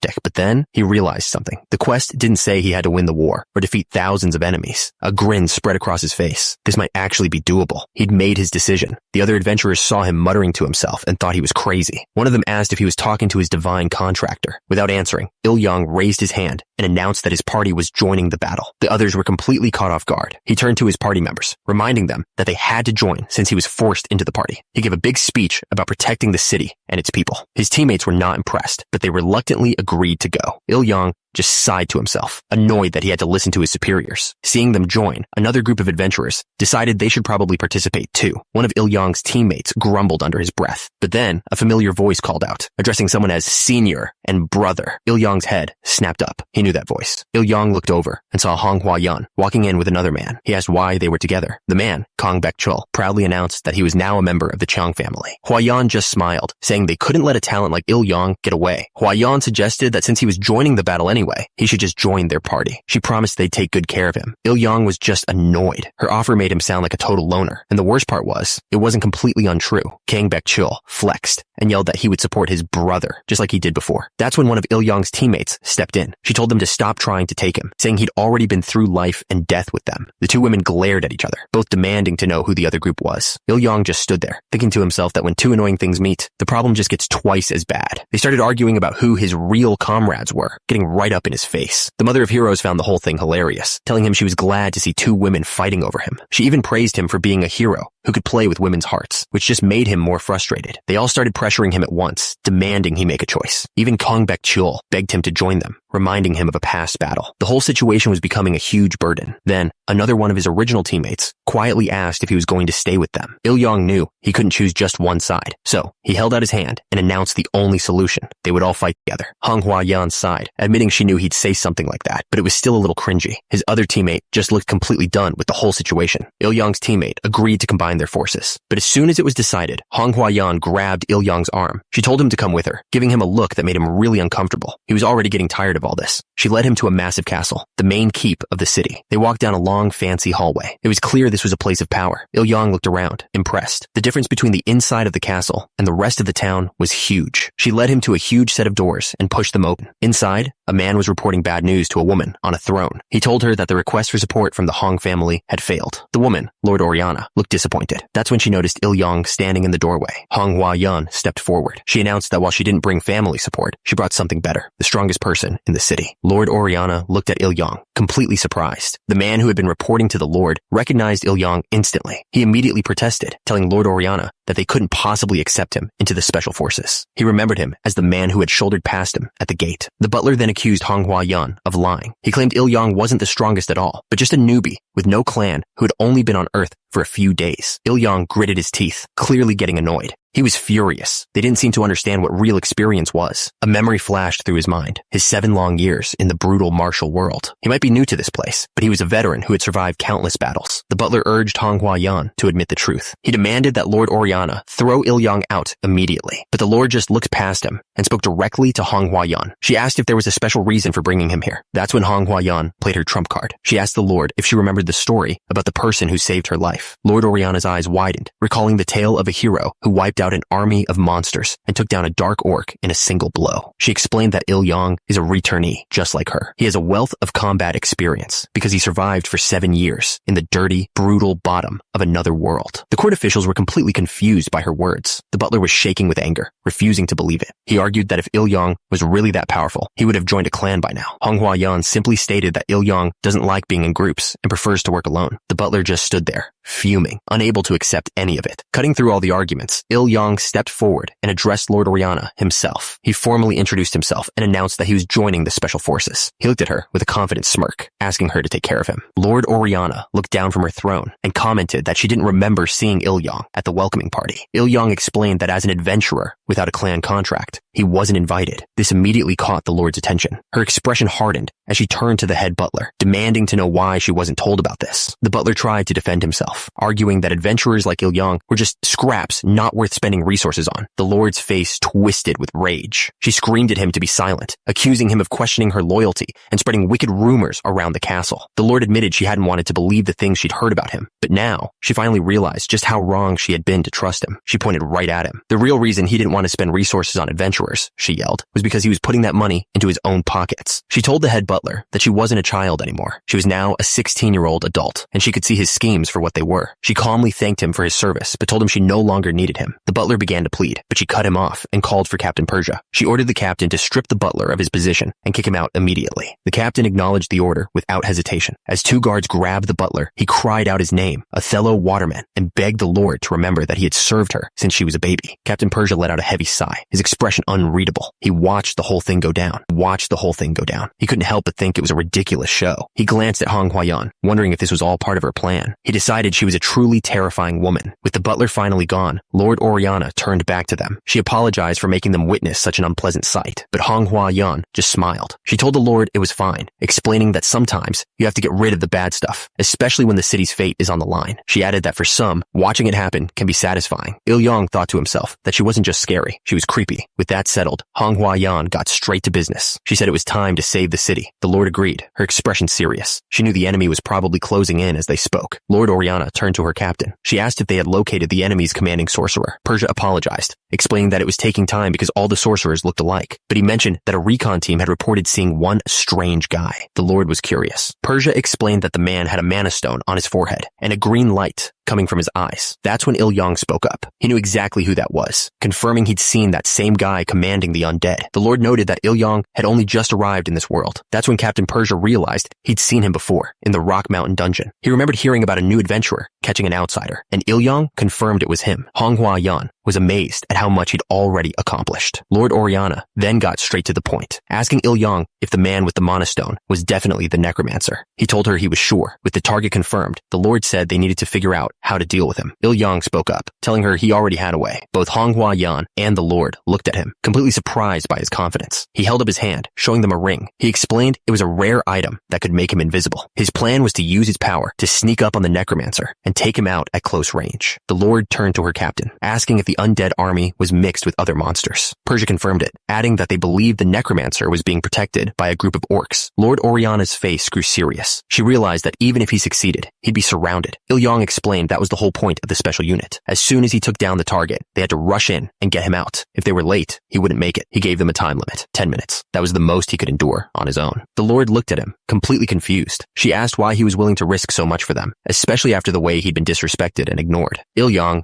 just smirked. He told her his reason was simple. The reward for the request was something called the Millennium Elixir. Hong Hua-yan backed him up, telling the Lord it was exactly as she'd explained before. The Lord looked at Hong Hua-yan, admitting she was right about him being different. Seizing the opportunity, Il-yong asked if he could bring a few more adventurers into the special unit. He argued that the more people they had, the better his own chances of survival would be. The Lord smiled and agreed immediately, welcoming anyone he recommended. Il-yong's grin widened. He figured if they were going to be his party members, they should carry some of the weight too. Later that night, Il-yong went to see the adventurers he mentioned. One of them, an archer, stared at him in disbelief. He asked if it was true that Il-yong had recommended them for the special unit. Told them the reward for joining was 5 gold coins, with extra pay for good performance on the battlefield. The group quieted down, thinking it over. Il-yong added that he would be taking care of the most difficult task himself. He explained that he was in charge of sneaking in and taking down the Necromancer. One of the adventurers asked why he was taking on something so dangerous. He told them it was because he was the only one who could. All they had to do was deal with the weakened undead and pull him out when he was done. He smiled, asking if it didn't sound pretty easy. Plus, he reminded them, they could all get a shot at the Millennium Elixir. The adventurers thought about it. 5 gold coins was a huge amount of money, and the offer was tempting. Il-yong smirked, telling them they should be thanking him for the opportunity. One of the men reluctantly agreed. One of the adventurers confirmed their mission was to rescue him. Il-yong told them his life was in their hands, and they should charge in as soon as the undead started to fall. The blonde adventurer joked that he'd do his best for the bonus pay, but he still seemed suspicious of Il-yong's real goal. Il-yong laughed. He said it proved that it wasn't friendship or hope that moved people's hearts, but money. With the deal made, he told them to meet him at the North Gate Wall and waved goodbye. With his team assembled, he knew it was time to get ready for the fight. The battle was set to begin at the fortress's North Gate Wall. From the top of the wall, the adventurers got their first look at the enemy. Below them was a sea of undead, stretching as far as they could see. The creatures were horrifying, their roars echoing up the wall. Il-yong and his new party stood ready, watching the horde get closer. Seeing the army up close, one of the adventurers started to panic. He whispered that they should run, regretting that he'd been tempted by the money. But his friend grabbed him, reminding him that deserting in battle meant they'd be executed on the spot. He pressed his blade against the man's neck, telling him to get it together. There was no room for cowardice now. On the main wall, a commander gave the signal. The archers drew their bows, preparing for the first volley. He gave the order to fire. A storm of arrows rained down on the approaching horde. The arrows found their marks, but the creatures barely slowed down. They just kept coming. The commander watched in frustration, realizing normal attacks weren't going to be enough to stop them. Seeing the normal arrows weren't working, a knight approached the commander. She told him they needed fire arrows to stop the horde. The commander immediately gave his permission.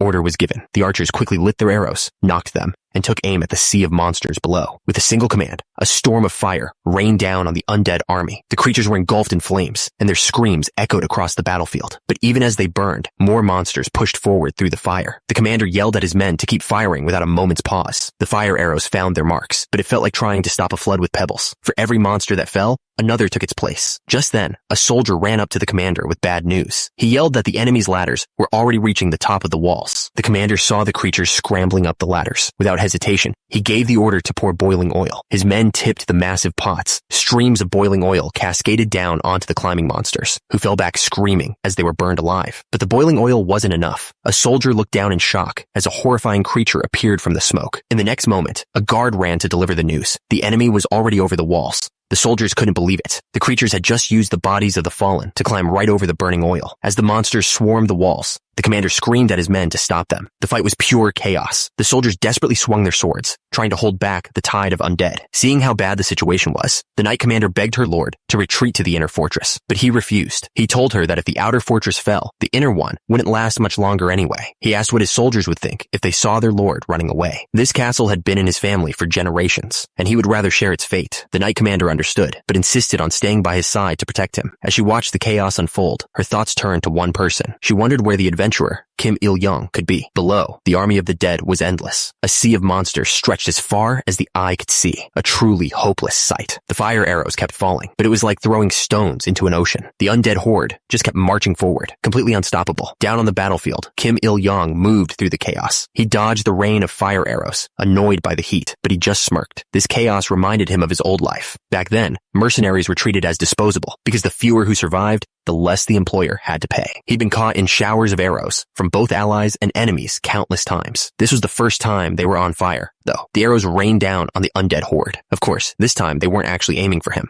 That just proved how well he'd hidden himself. As the soldiers on the wall fought desperately to hold the line, Il-young continued his mission alone. He cut through the horde of monsters, a blur they couldn't even see. A quick glance at the system showed he had less than 2 minutes of invisibility left. The skill was expensive, but worth it. The only problem was the sheer number of undead blocking his view. He scanned the endless sea of monsters, trying to find his targets. That's when he heard a strange sound. He knew instantly that was it, and there it was, right in the middle of the undead horde. A man in white robes was directing them. This had to be the Necromancer. A grin spread across his face. After all that searching, he'd finally found him. The ground rumbled as the undead army charged forward. A massive wave of rotting flesh and green energy. But the humans weren't backing down. A warrior led the charge, yelling for his men to push the monsters back. The two armies crashed into each other. The warrior smashed through the zombies, determined to destroy every last one of them. The entire battlefield was a storm of fire and steel. It was pure chaos. The soldiers were getting overwhelmed. The undead just wouldn't stop coming. But through it all, Kim Il-young moved like a ghost, completely unnoticed. He scanned the battlefield, searching for the one controlling this mess. That's when he heard it, a strange chant in the distance. He knew he'd found his target. Turns out, the Necromancer wasn't human. It was an orc. Il-young wondered how that was even possible, but it didn't matter. All he had to do was get rid of it. The orc stood there, surrounded by its army. Il-young measured the distance in his head, about 20 steps. He was ready to move. Seeing the orc, Kim Il-young decided to change his plan. A powerful red energy began to swirl around him. The Necromancer was still lost in its chant. Il-young just smirked. He was only 5 steps away. He prepared to use a special power, calling on the strength of Lady Hildegrin's ancient water.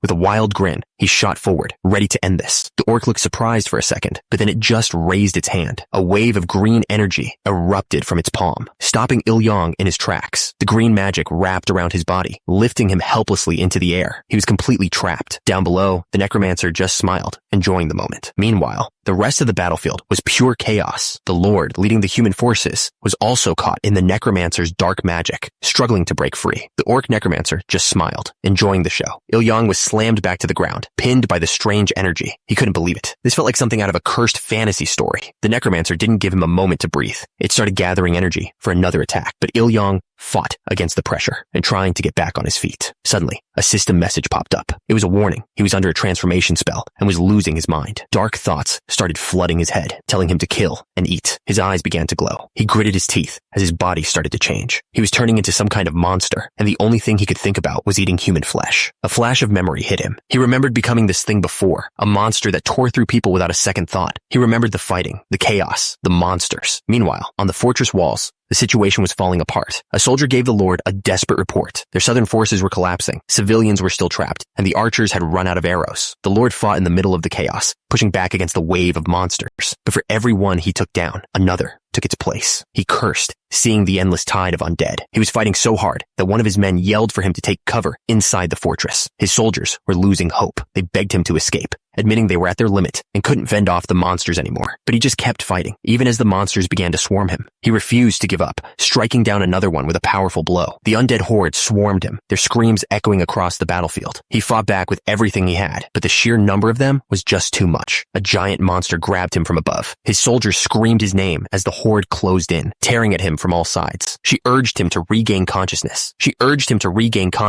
Worried that the adventurer, Kim Il-yang, might have already fallen in battle. The Lord looked out at his burning fortress, his heart sinking. He apologized in his mind to his grandfather and his father. He felt like a failure, thinking he couldn't protect someone named Illidel. But out on the battlefield, something was changing. A dark energy began to rise from a lone figure. It was Kim Il-yang, but he looked completely different, transformed into something monstrous, with glowing green eyes and dark power pouring out of him. The dark energy poured into his sword, making it glow with a strange blue light. His hand was cracking under the strain of the power. A system window appeared, announcing the skill. Clear mirror, still water. Down below, the entire undead army stopped and looked up in alarm. In a flash, a wave of pure blue energy exploded across the battlefield, swallowing the entire horde. The orc necromancer grunted, caught in the edge of the blast. The dark power began to fade from Il-yang's body as he slowly returned to normal. He took a sharp breath, sweat dripping down his face. He looked around the empty battlefield, stunned that he had actually survived. He finally understood what the skill did. The orc was furious, demanding to know how a human could possibly have won. But Il-yang just smirked, casually asking who said he knew the orc was even coming. The necromancer laughed, saying it could smell his greed. Il-yang just smiled back, saying his sword would work just fine. He raised his blade, telling the orc to get ready. His sword began to shine with a brilliant golden light. The orc screamed, shielding its eyes as the pure energy washed over it. The golden light erupted from his sword in a massive explosion. A system window announced the skill, Flash Explosion. The entire undead army screamed in agony as the pure energy burned them away. Story jumps back to one day before the battle. Kim Da-young was walking through the city streets when someone called out to him from behind. The man who stopped him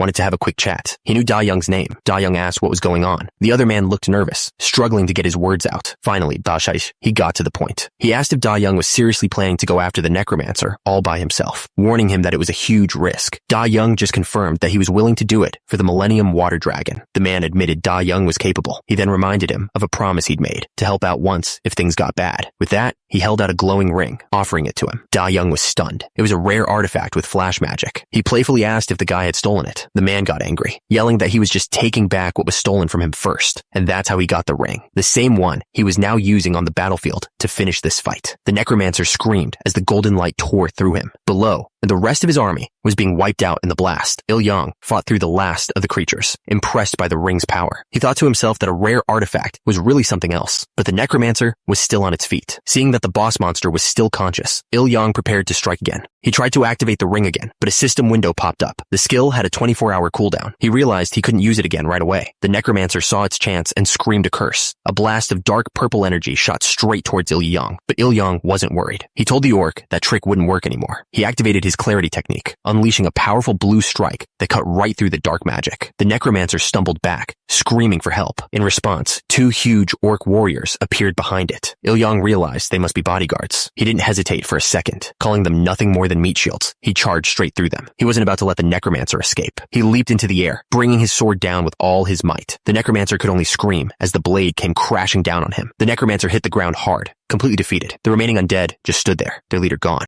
The Necromancer looked up, begging for its life. But Il-yang just stared back coldly and refused. He knew he couldn't miss this chance. With a final swing, a flash of blue energy finished the Necromancer for good. As the Necromancer turned to dust, a series of messages appeared. The system announced that the request was complete. He had leveled up twice and even earned a new title for taking down the enemy leader. Suddenly, a powerful golden energy exploded around him. A new skill, Hero's Ballad, had just activated. He smiled, remembering this feeling. It had been a while since Hero's Ballad had activated. Down below, the remaining undead started to scream. The golden energy washed over them, and they began to crumble into dust. Il-yang smirked, satisfied that taking down the Necromancer was the right call. Down below, the soldiers stared in disbelief. They couldn't believe a single adventurer had actually done it. All across the fortress walls, the effect was immediate. Without their leader, the undead army began to crumble into dust. The creatures just fell apart right in front of the soldiers, who could only watch, completely stunned. The confusion on the front lines quickly turned into relief. They had actually won. One of the fighters smiled, saying she always knew Il-yang could do it. Sensing their chance, one of the warriors grabbed his massive sword, asking if it was their turn to charge. But a knight in blue armor held them back, signaling for everyone to wait. The moment of caution was lost in a wave of cheers. The soldiers celebrated wildly. They had stopped the invasion. A soldier rushed to the blonde knight, Orion, confirming that Il-yang had defeated the Necromancer, but he immediately turned to his lord with an urgent warning. He explained that Il-yang was now completely surrounded by what was left of the enemy army, but the fight wasn't over. The Necromancer's personal guard, a group of massive orcs, were still standing, and they were furious. Il-yang just smirked back at them. Being surrounded didn't seem to bother him at all. He knew why. A system window showed that his skill, Hero's Ballad, still had almost 10 minutes left on the clock. He tightened his grip on his sword. That was more than enough time. He raised his blade and shouted a challenge to the whole group. The orcs just growled, hesitating. So Il-yang decided he wouldn't wait for them. He charged straight into the horde. Since the orcs wouldn't move, Il-yang decided he would go first. He brought his sword down, and a massive pillar of light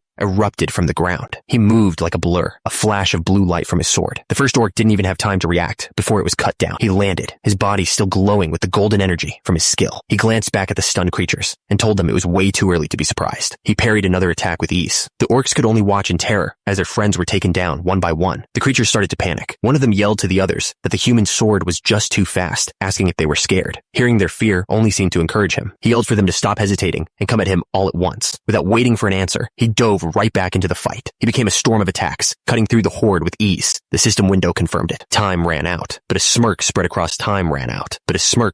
his face. He didn't seem to have an answer, and he didn't seem to care. One of the orcs roared, challenging the human to face them. The entire horde looked ready to charge. Il-yang didn't hesitate. He accepted their challenge and decided to go in first. He moved like lightning, a whirlwind of blue and gold energy. Orcs were torn apart before they could even lift their weapons. His movements were so fast, they were impossible to track. For anyone without strengthened inner energy, their eyes couldn't even follow his sword. He was just a blur of destruction. The power boost was only temporary for now, but if he made it through this fight, that incredible speed could become a permanent part of his stats. But that was a big if. He had to survive first. The remaining orcs stared in horror, finally realizing just how dangerous this one human really was. He moved through the orcs relentlessly. His only goal was to reduce their numbers, one by one, before they could overwhelm him. He paused his attack, realizing he needed to break their spirit. He looked at the remaining orcs and mocked them, saying they weren't even worth his time. The taunt worked perfectly. The orcs roared back in pure rage. The entire horde began kicking up a massive dust storm, finally ready to charge. Just as they moved, a system window popped up in front of Il-yang. His skill, Hero's Anthem, had just ended. The golden energy around him vanished. He stood there, completely depowered, and thought that this all felt strangely familiar. Then it hit him. The orcs had no idea his power-up was gone.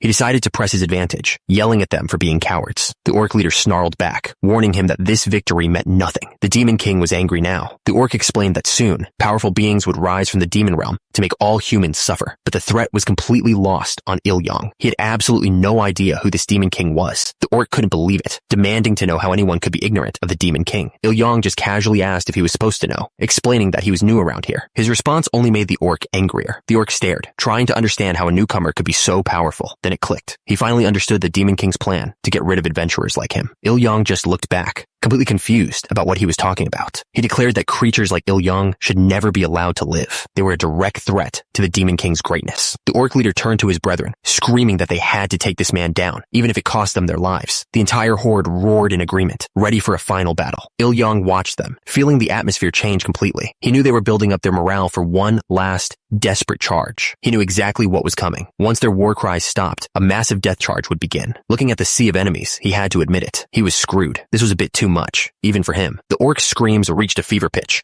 Their rage was boiling over, and they were finally ready to charge. He tightened his grip on his sword, deciding to go all out, no matter the cost. A purple light flashed from the ring on his finger. Suddenly, a massive wave of energy exploded from his sword. He looked just as surprised as anyone. The blast slammed into the front line of the orcs, sending them flying. He couldn't believe the power he had just unleashed, but he wasn't alone anymore. From behind him, a group of adventurers charged into the fight. The red-haired woman, Manhwa led the way, shouting orders to her team. Hearing the reinforcements, Il-yang's expression hardened. One of the fighters yelled out that his last move was a game-changer. The tide of the battle was finally turning. One of the adventurers, a woman with long black hair, began to cast a spell. She called upon the spirit of the earth, gathering energy around her. Meanwhile, Il-yang activated his own skill, Enchant Weapon. He smirked, telling the orcs it was time for the tables to turn. The team's archer fired 2 glowing arrows straight into the charging horde. Il-yang's newly enchanted blade cut through the orcs before they even knew what was happening. They were being taken down one by one. Then, Manhwa stepped forward, her staff glowing with red energy. She unleashed a skill called Song of Sowing Seeds. Golden vines of light erupted from the ground, spreading across the battlefield. The vines wrapped around the orcs, shocking them and holding them completely still. They were trapped, with the orcs unable to move. The team's armored tank charged forward. He yelled that he was about to hit them like an 8-ton truck, ready to smash right through their line. The armored warrior rushed past Il-yang, yelling at him to get moving so they could end this quickly. He unleashed a skill called Cross Slash, bringing his weapon down with incredible force. As the team kept fighting, Manhwa stepped forward. She announced that she would take care of the rest. A massive wave of red energy erupted from her, tearing right through the remaining orcs. Il-yang watched the chaos with a smirk. He thought to himself that this wasn't a fight anymore. It was a massacre. Suddenly, cheers erupted from the city walls. The people watching had realized the battle was won. The crowd started chanting the name of the adventurer group, the Constellation Brigade. They celebrated their return. The team walked through the city gates as heroes. The crowd roared, chanting their name over and over, calling them the heroes of Illidel. Manhwa laughed nervously, a little overwhelmed by the welcome. The man behind her looked less than thrilled.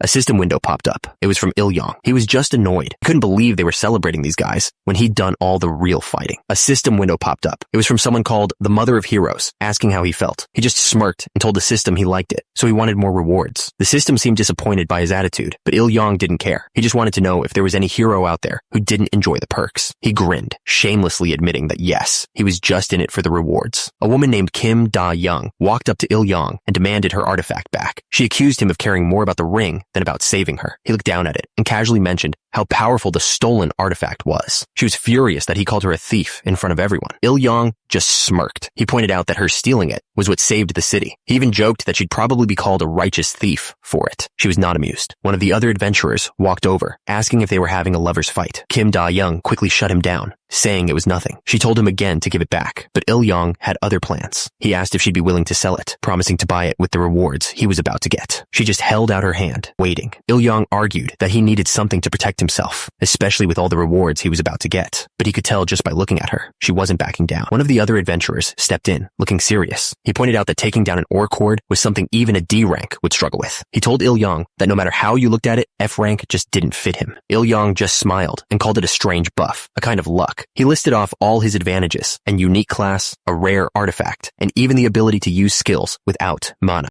The other adventurer complained that it was completely unfair for one person to have it all. Kim Da-young was even more annoyed, snapping at Il-yang for not even pretending to be humble. Il-yang's expression changed. He told them it wasn't unfair. This was his reward for 7 years of hardship. A memory of a small girl flashed in his mind. He explained that back then, he couldn't tell good fortune from bad, but now he knew for sure. He thought back to meeting the girl, Hildegren. He said out loud that making a contract with her was definitely good fortune. A system message from the Mother of Heroes appeared, telling him he should at least be grateful. Suddenly, a voice boomed through the crowd, ordering everyone to open a path. The townspeople quickly hurried to clear a way. 3 knights in heavy armor marched through the opening. Their leader looked around, confused by what he was seeing. The knight captain looked over the scene, totally confused. He couldn't understand what had happened here. Then, his expression changed as he recognized 2 people in the crowd. He muttered their names, the adventurer, Kim Il-yang, and Lady Oriana. Before the knights could say anything else, Lady Oriana started running right towards Il-yang, calling out his name. Her eyes were sparkling with respect as she told him he was truly amazing. Then, she just threw her arms around him in a hug. Il-yang froze, caught completely off guard, while the other adventurers stared in disbelief. Sometime later, the group was brought to the main castle. As they walked through the grand hall, Manhwa immediately started messing with Il-yang. She teased that he must have enjoyed the hug, pointing out that he couldn't wipe the smile off his face. She leaned in with a sly look, reminding him that by Earth standards, Oriana was still underage. She called the whole thing pretty scandalous. She then threatened to spread rumors back on Earth, asking what would happen if she told everyone at school that he was embracing a 16-year-old. That made Il-yang panic. He yelled for her to stop, saying his reputation was already terrible. He tried to argue that she was the one who hugged him, but the system chimed in, saying the mother of heroes doubted his story, as he tried to explain that Oriana was considered an adult. Here, Manhwa burst out laughing, admitting it was just too fun to tease him. Il-yang gritted his teeth, annoyed by her constant teasing. Manhwa just smiled and told him he was going to be famous when he got back to Earth. He didn't understand. This world didn't have phones or social media, so how could word even get out? She explained that rumors travel, and a story this big would definitely make it back to Earth. Another adventurer joined in, reminding him that everyone on the castle walls saw what he did. They watched him take down the sorcerer and fight off dozens of orcs all by himself. Il-yang realized all this attention was going to be a huge hassle. He even thought about avoiding Earth for a while, but then a grin spread across his face. He could worry about that later. Right now, it was time to collect his rewards. As the adventurers walked into the throne room, the knights lining the hall started whispering. They couldn't believe someone so young could be so powerful, and they knew it was important to keep him on their side. When his name was called out, Il-yang immediately got nervous, worried that Oriana was about to rush over and hug him again. But the knight commander spoke up, reminding the young lady to maintain her dignity during the formal occasion. Oriana lightly teased the commander, saying he was starting to sound just like her nagging butler. Persia just cleared his throat and replied that someone had to do it. With that settled, Oriana addressed the group from her throne, asking the adventurers to step forward. She then ordered Knight Commander Persia to bring her the item she had prepared. A large, ornate wooden chest was brought out and placed before them. The chest was opened, and it was overflowing with gold coins. All the adventurers stared in disbelief. They immediately started celebrating. One of them excitedly talked about buying a full set of rare chainmail armor, saying it would be enough to take on a D-rank dungeon.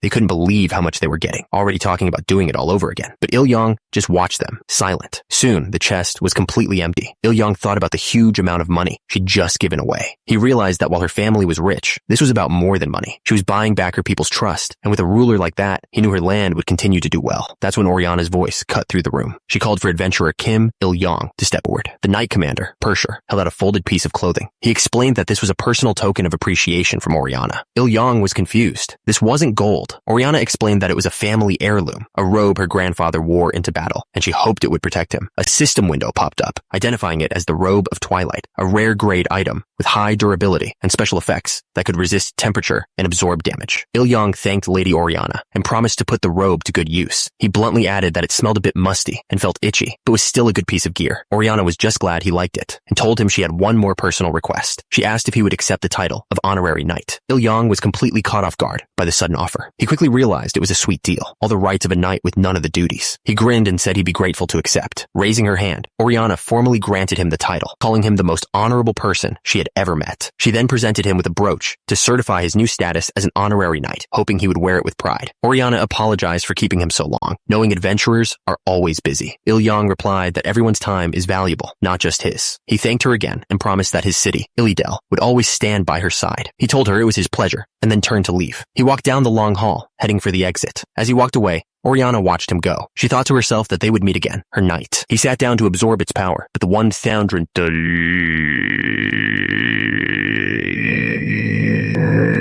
He sat down to absorb its power, but the effect was immediate and much harsher than he expected. A wave of energy started to build up inside him, but this was more than he could handle. The power was becoming too much. He grunted in pain as dark energy poured from his eyes. He'd made a huge mistake. This herb was too powerful for his current body. Just as he was about to be overwhelmed, his sword began to glow. A system message appeared. Spirit vision was activated. He refused to let some simple herb be the end of him. He gritted his teeth, determined to survive this. He'd been through this before, back in his old world. He focused, carefully guiding the wild energy through his body, bit by bit. He pushed through the pain, forcing his body to absorb every last drop of the herb's power. Then, a system message popped up. It announced the full opening of something called the Underworld Gate. His internal energy stat started shooting up like crazy. When it was over, he was bleeding, but a confident grin spread across his face. He'd done it. Meanwhile, at the Adventurer Industry Promotion Agency, things were not going so well. Inside, a man was giving a grim report. He announced that Korea had lost a territory, and their influence in Pangaea would drop because of it. The director at the head of the table looked grave. He immediately asked his head of information analysis for a full report on the lost territory. The analyst delivered the news. The territory they'd lost was media. Another official seemed relieved. He pointed out that at least it wasn't Ildel, their city for beginners. Losing that would have been a total disaster. The director wanted to know how the other countries were doing. The analyst explained that their neighbors had also lost a lot of territory. Turns out, nobody was prepared for a monster wave that big. He broke down the numbers. The United States lost 1 territory, while Japan and China lost 2 each. But the strange thing was that both of China's lost territories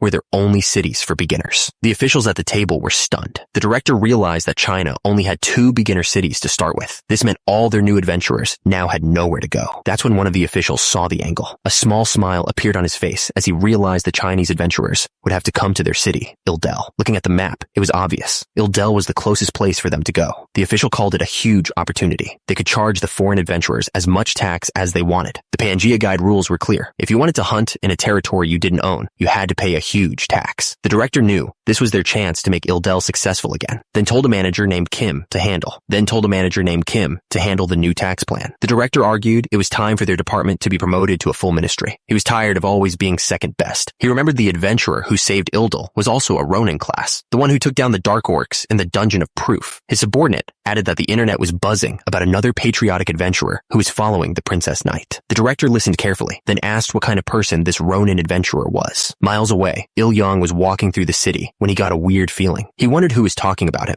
He turned around and saw Kim Da-young. He looked exhausted, blaming her for constantly pushing him to raise his level. He decided to check his status. He was level 17, and most of his stats seemed normal, but his inner strength was way too high, at a level that should have taken 15 more level ups to reach. He realized it was all because of the Millennium Shell Turtle. If that one item could boost him this much, he started wondering what a 10,000-year one could do. He thought about the rich sex back in his old world, who grew up eating rare herbs. The huge gap between them and him was exactly why he learned to steal instead of run. Putting those thoughts aside, he knew he needed to level up fast to balance his stats. He decided to pull up his skill window. The system displayed his list of skills. These weren't game abilities, but the deadly martial arts he had mastered over years of fighting for his life. Just then, Il-Yang spotted some familiar faces. He called out to them, asking where they were going. The large warrior with Honghua Yan explained they were heading to the gate to get power leveled in Adel territory. He then asked Il-Yang if he wanted to join them, power leveling. Il-Yang was also on his way to the gate, but he paused. He thought about how in a game, a high-level player would just carry the low-level ones. Honghua Yan explained that her brother was leading the party and invited him again. Il-Yang admitted they had a bad reputation for being E-grades, since they seemed so skilled. Il-Yang admitted they had a bad reputation. When she asked if they were thieves, he just nervously insisted that their skill was all that mattered. Honghua Yan didn't give up. She offered to take him into her own family if the rumors about his party became a problem. She was sure her special ability could help him improve quickly, but Il-Yang just brushed it off, thinking she should focus on someone else. She finally let it go, telling him to do as he pleased. She said she was off to get power leveled by her brother and warned him not to get overconfident. With a playful smile, she asked if she really seemed like a pushover. With that, she turned to leave with her brother, calling out that she would return much stronger. As he watched them go, Il-Yang thought about how they'd already helped him twice. He realized their relationship was becoming more than just a casual one. With them gone, he stood alone in the street. A grin spread across his face. It was time to head back to Earth. He was back on Earth, in the modern world he'd left behind. He was finally in his own place. His heart was pounding, but it wasn't from a fight. Turns out, it was just anxiety. After years of constant battle, peace felt strange. He flopped onto the couch. This was his safe place, perfect for someone who just wanted to be left alone. He took a deep breath and smiled. Even the damp, musty smell of his small apartment felt like home. He grabbed the remote and turned on the news to catch up on what he'd missed. The first thing he heard was a big story. A woman named Li Hani from the Ilsung clan had just applied for S-rank promotion. The anchor explained that if she passed, she would become only the 9th S-rank adventurer in all of Korea. Il-Yang watched the news report. He thought to himself that Li Hani had it all: skills, money, and looks. He let out a little laugh. He was Kim Il-Yang, a descendant of a famous family, but he had absolutely nothing to his name. A smirk crossed his face as he remembered turning down Honghua Yuan's offer. To him, she was like a goddess offering a handshake, and he'd been the one to reject it. Just then, his phone buzzed and lit up, snapping him out of his thoughts. He looked at the screen and his eyes widened. A deposit of over 26 million won had just hit his account. He realized that being an adventurer really did pay well. Right after that, another notification popped up. It was a message from Soon Chang. He opened the chat and saw a flood of messages. Soon Chang had been trying to reach him for days, asking when he was coming back, and if the crazy rumors about him were true. The messages got more and more desperate, begging him to just pick up the phone. Il-Yang stared at the messages, his expression serious. He realized he should have known his friend would be worried sick.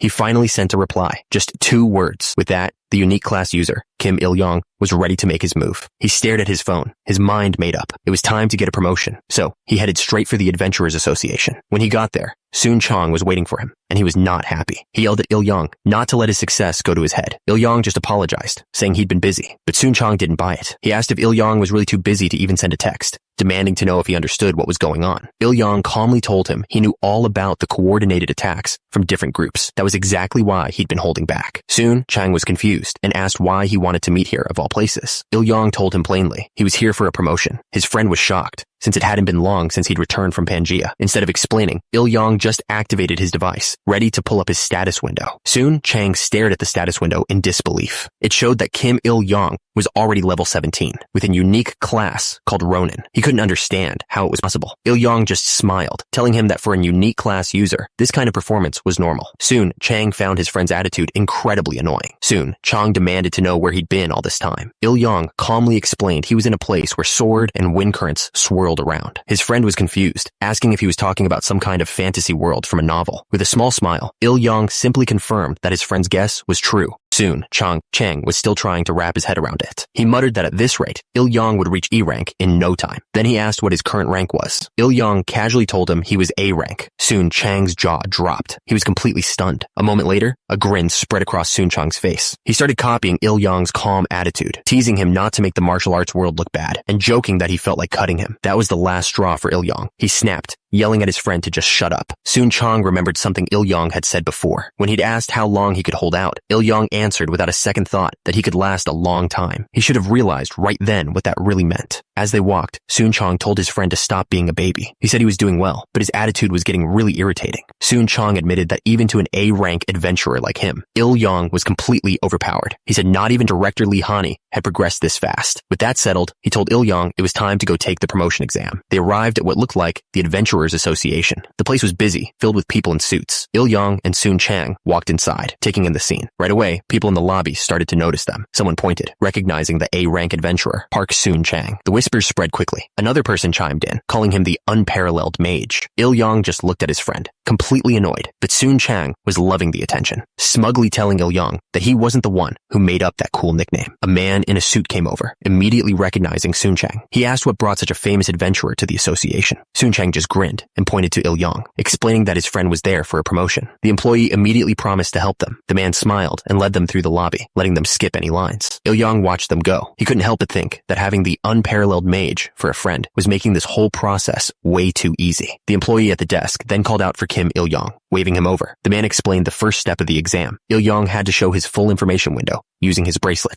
Il-young activated his bracelet, and his status window appeared. It showed his name, his level, and his unique class, Ronin. The examiner's eyes went wide. He stared at the word Ronin and asked in disbelief if Il-young was the famous adventurer known as the savior of Illidel. Conversation had drawn attention. Other adventurers in the lobby started whispering, recognizing him as the famous Ronin. They couldn't believe he was already here for a promotion. Il-young was shocked that they knew him. But then he remembered. The rumors were spreading like wildfire. Turns out, his story had already hit the internet. Videos were popping up about the F-rank adventurer who became a legend. The comment section was a total mess. Some people were amazed, but most called it a lie, refusing to believe F-rank could take on dozens of orcs. The thing is, large clans had information networks spread all over Pangaea, but for regular adventurers, getting the real story was almost impossible. That's because the god of Earth rejected modern technology. With no internet or social media in Pangaea, all they had were rumors. The examiner smirked, asking if he was really the famous savior of Illidel. Il-young gritted his teeth, annoyed by the ridiculous nickname. He looked back at the status window. It showed Il-young was level 17 with the Ronin class, but the examiner was stunned by his stats, questioning how his strength could be so insanely high for his level. The examiner was floored. He asked how a level 17 could possibly have 82 total stat points. It just didn't make any sense. The examiner thought out loud, calculating that based on stats alone, Il-young was somewhere between D and C rank. The examiner, who was an A-class adventurer himself, called Il-young a monster. He warned him not to get a big head and start ignoring people just because he was doing well. He kept teasing, joking that Il-young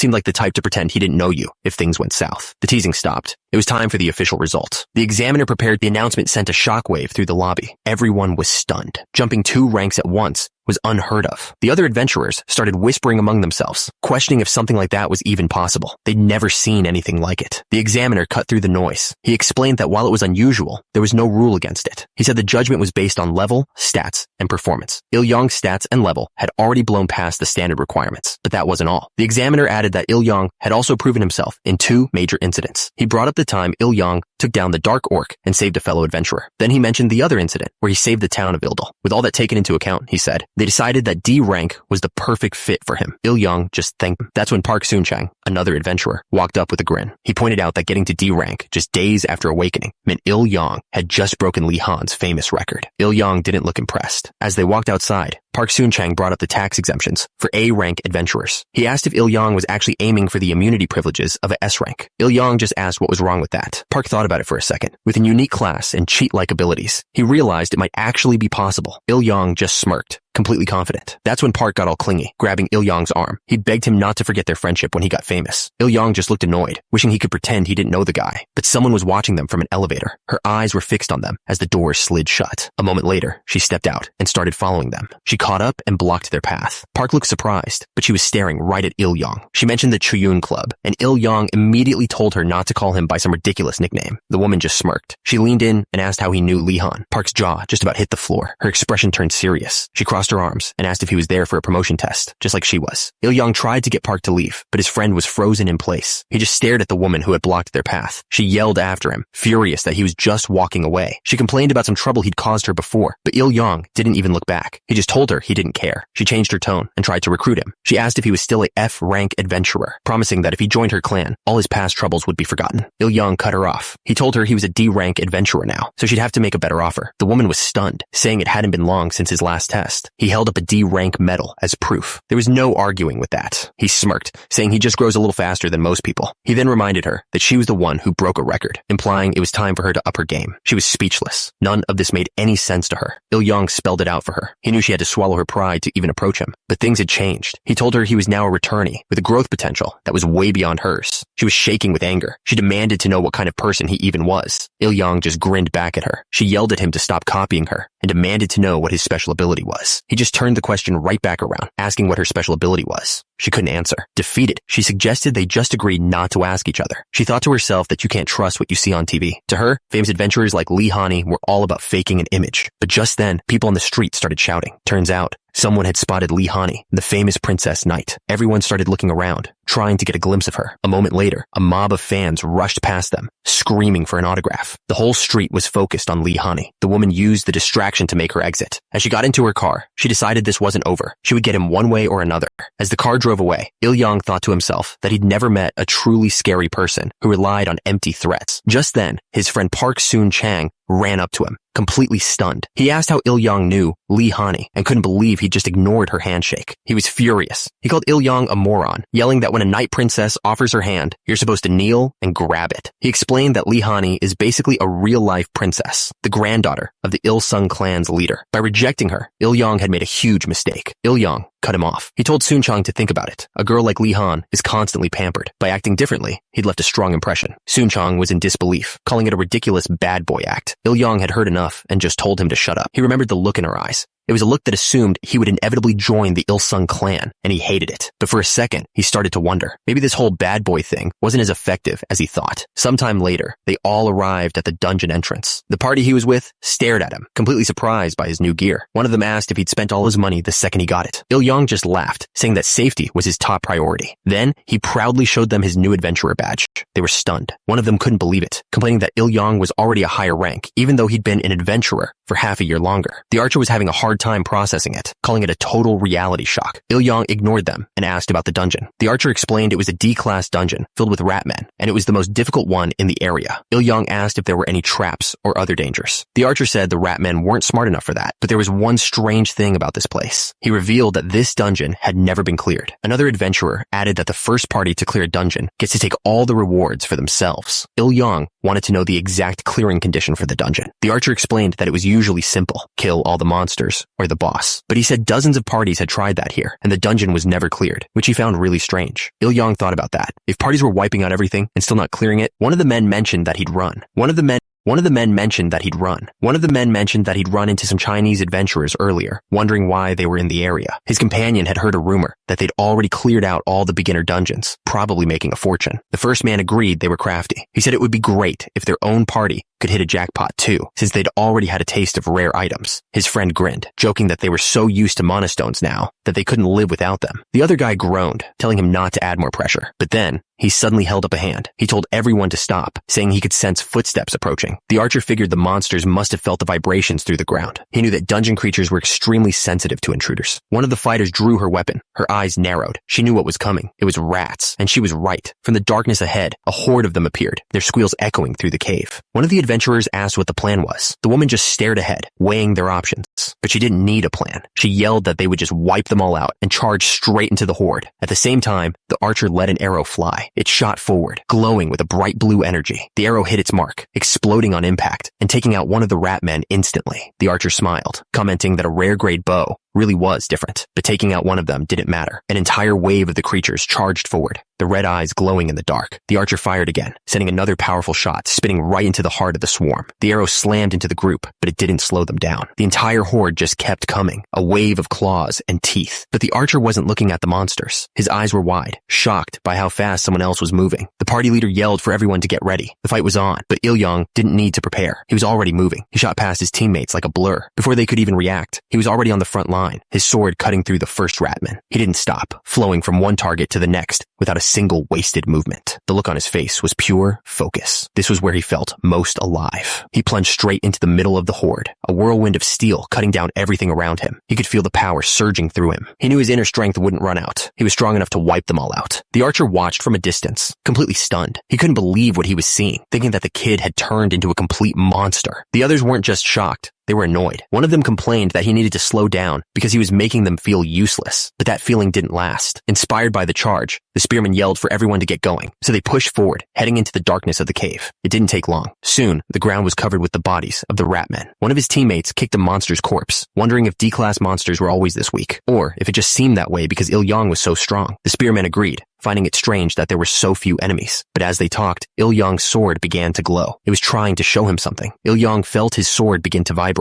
Something was definitely happening. A system message popped up, confirming it. The Mother of Heroes was telling him his sword wanted to show him something. He didn't hesitate. He decided to trust the sword and follow wherever it led. The sword pulled him toward what looked like a dead end, just a solid rock wall. He reached out and touched the stone, wondering if there was something hidden inside. As soon as he pushed, the rock crumbled. This wall wasn't natural. It was way too weak. One of his teammates walked over, asking what on earth he was doing. Il-yang just told him he'd found something strange. The spearman wasn't convinced. He shot back that the only strange thing was Il-yang digging into a random wall like a crazy person. Il-yang knew his sword was right. There had to be something behind this wall. He slammed the hilt into the rock, determined to break through. The stone shattered easily, just like he thought it would. He'd broken through, revealing a dark tunnel behind the fake wall. Inside, the ground was covered in what looked like dirty nests. A grin spread across his face. He finally understood. This was where the rats were hiding, which explained why the dungeon felt so empty. Il-yang turned to one of his teammates, Otai-suk. He told him to gather up all their torches, oil, and anything else that would burn well. Otai-suk agreed, but he was confused. He asked why they were suddenly gathering all of that stuff. Il-yang explained that rats are naturally terrified of things like fire. Then he looked back at the dark tunnel he'd just opened. This wasn't just a hidden room. It was a rat hole. Otai-suk couldn't believe it. He asked how something so huge could possibly be a rat hole. Il-yang just smirked. He was absolutely sure of it. They gathered everything that could burn and started a fire right at the entrance of the tunnel. The smoke began to pour inside. His teammates were suspicious. One of them asked what was supposed to come out, while another wondered if this was just a waste of time. Il-yang just told them to be patient. The archer watched the smoke, thinking to himself, if Il-yang was right, this would explain why no one had ever managed to clear this dungeon before. For Il-yang, this was a familiar feeling. It reminded him of his old life, back when he used this exact same trick to hunt rats for food. He remembered how the smoke would fill up the holes, forcing the rats to run out into the open. Back then, the ground would turn black with a sea of fleeing rats. He knew it was only a matter of time before something happened here too. And just like that, a message popped up. The system was responding. His plan had worked. A new request called Peeping Hole appeared. The goal was to take down 100 ratmen and a single plague rat. The reward was a nice chunk of experience points. One of the teammates stared at the quest window in disbelief. He couldn't believe how many enemies they had to face all at once. He grabbed his head, absolutely sure they were all going to die. That's when the ground started to shake violently. The teammates looked around, completely confused about what was happening. But Il-Yong wasn't scared at all. He drew his sword and calmly told everyone to get ready to fight. The spearman turned on him, screaming and demanding to know what he had done. Il-Yong just grinned. This was exactly what he had planned. From deep inside the tunnel, a horrible squealing sound echoed out. The first ratman that charged out was taken down instantly. A massive swarm of them poured out of the darkness. Il-Yong looked thrilled, shouting that he was ready to take them all on. He dove straight into the horde, cutting through the ratmen like they were nothing. He was having the time of his life. The sheer number of them was insane, but he moved so fast they couldn't even touch him. His teammates, on the other hand, were completely panicked. The spearman screamed that he was tired of getting caught in danger because of the new guy. Another teammate agreed, yelling that following Il-Yong felt like a death sentence. But the ratmen just kept coming, screeching as they charged forward. The archer unleashed a multi-shot, taking one of the monsters down instantly. He grinned, impressed with how good his equipment was. Meanwhile, the team's healer began to cast a spell, calling on divine power. A bright light flared as she finished the healing spell. The spearman was starting to sweat. He looked out at the swarm and muttered that there was no end to them. The archer was in trouble too, yelling that he was running out of arrows. Down below, another teammate was getting completely overrun. Il-Yong shouted in frustration. The quest required them to take down 100 D-rank monsters. A quick look at the system showed they were only a third of the way there. The spearman tried to lighten the mood, promising to buy everyone honey wine if they survived. Il-Yong just yelled back, asking if he was serious when they were in this much danger. But the spearman just insisted it would be enough. Il-Yong couldn't believe it, turning his attention back to the horde of monsters closing in. Done with the argument, Il-Yong got serious. He told them they needed to thin the enemy's numbers fast. That's when he spotted it, the boss monster. He didn't hesitate. He unleashed his wind-cutting sword technique, sending a bright blue arc of energy right at the creature. The boss monster was fast, but Il-Yong was faster. He met its attack head on, his blade clashing against its claws with a loud crack. Il-Yong gritted his teeth. He'd managed to block the attack, but just barely. He was furious. A lowly ratman had actually tried to ambush him. He swung his sword, aiming to cut the creature down in one move, but the ratman raised its shield, and Il-Yong's blade slammed into it with a loud clang. He couldn't believe it. The monster had actually blocked his attack. It was pushed back, but it wasn't down. Done with the sword, he drove his fist straight into the creature's face. A system message popped up. His kill count was now at 63. They were getting closer. Meanwhile, the spearman was grinning. He joked that if they kept this up, he might actually have to buy that honey wine. His teammate just shot back that they had to survive first. Suddenly, a loud screech echoed through the cave. The spearman looked around, panicked, wondering what was happening. Il-Yong was calm. He told them it was probably the plague rat. The spearman got angry, complaining that he'd finished off the other rats for nothing. But before his teammate could tell him to be quiet, another piercing screech filled the air. They finally saw it, a giant rat monster, clutching its head like it was in terrible pain. Il-Yong watched it carefully, trying to figure out what it was doing. The plague rat just stood there, covered in filth and trembling. It wasn't attacking. It was just twitching.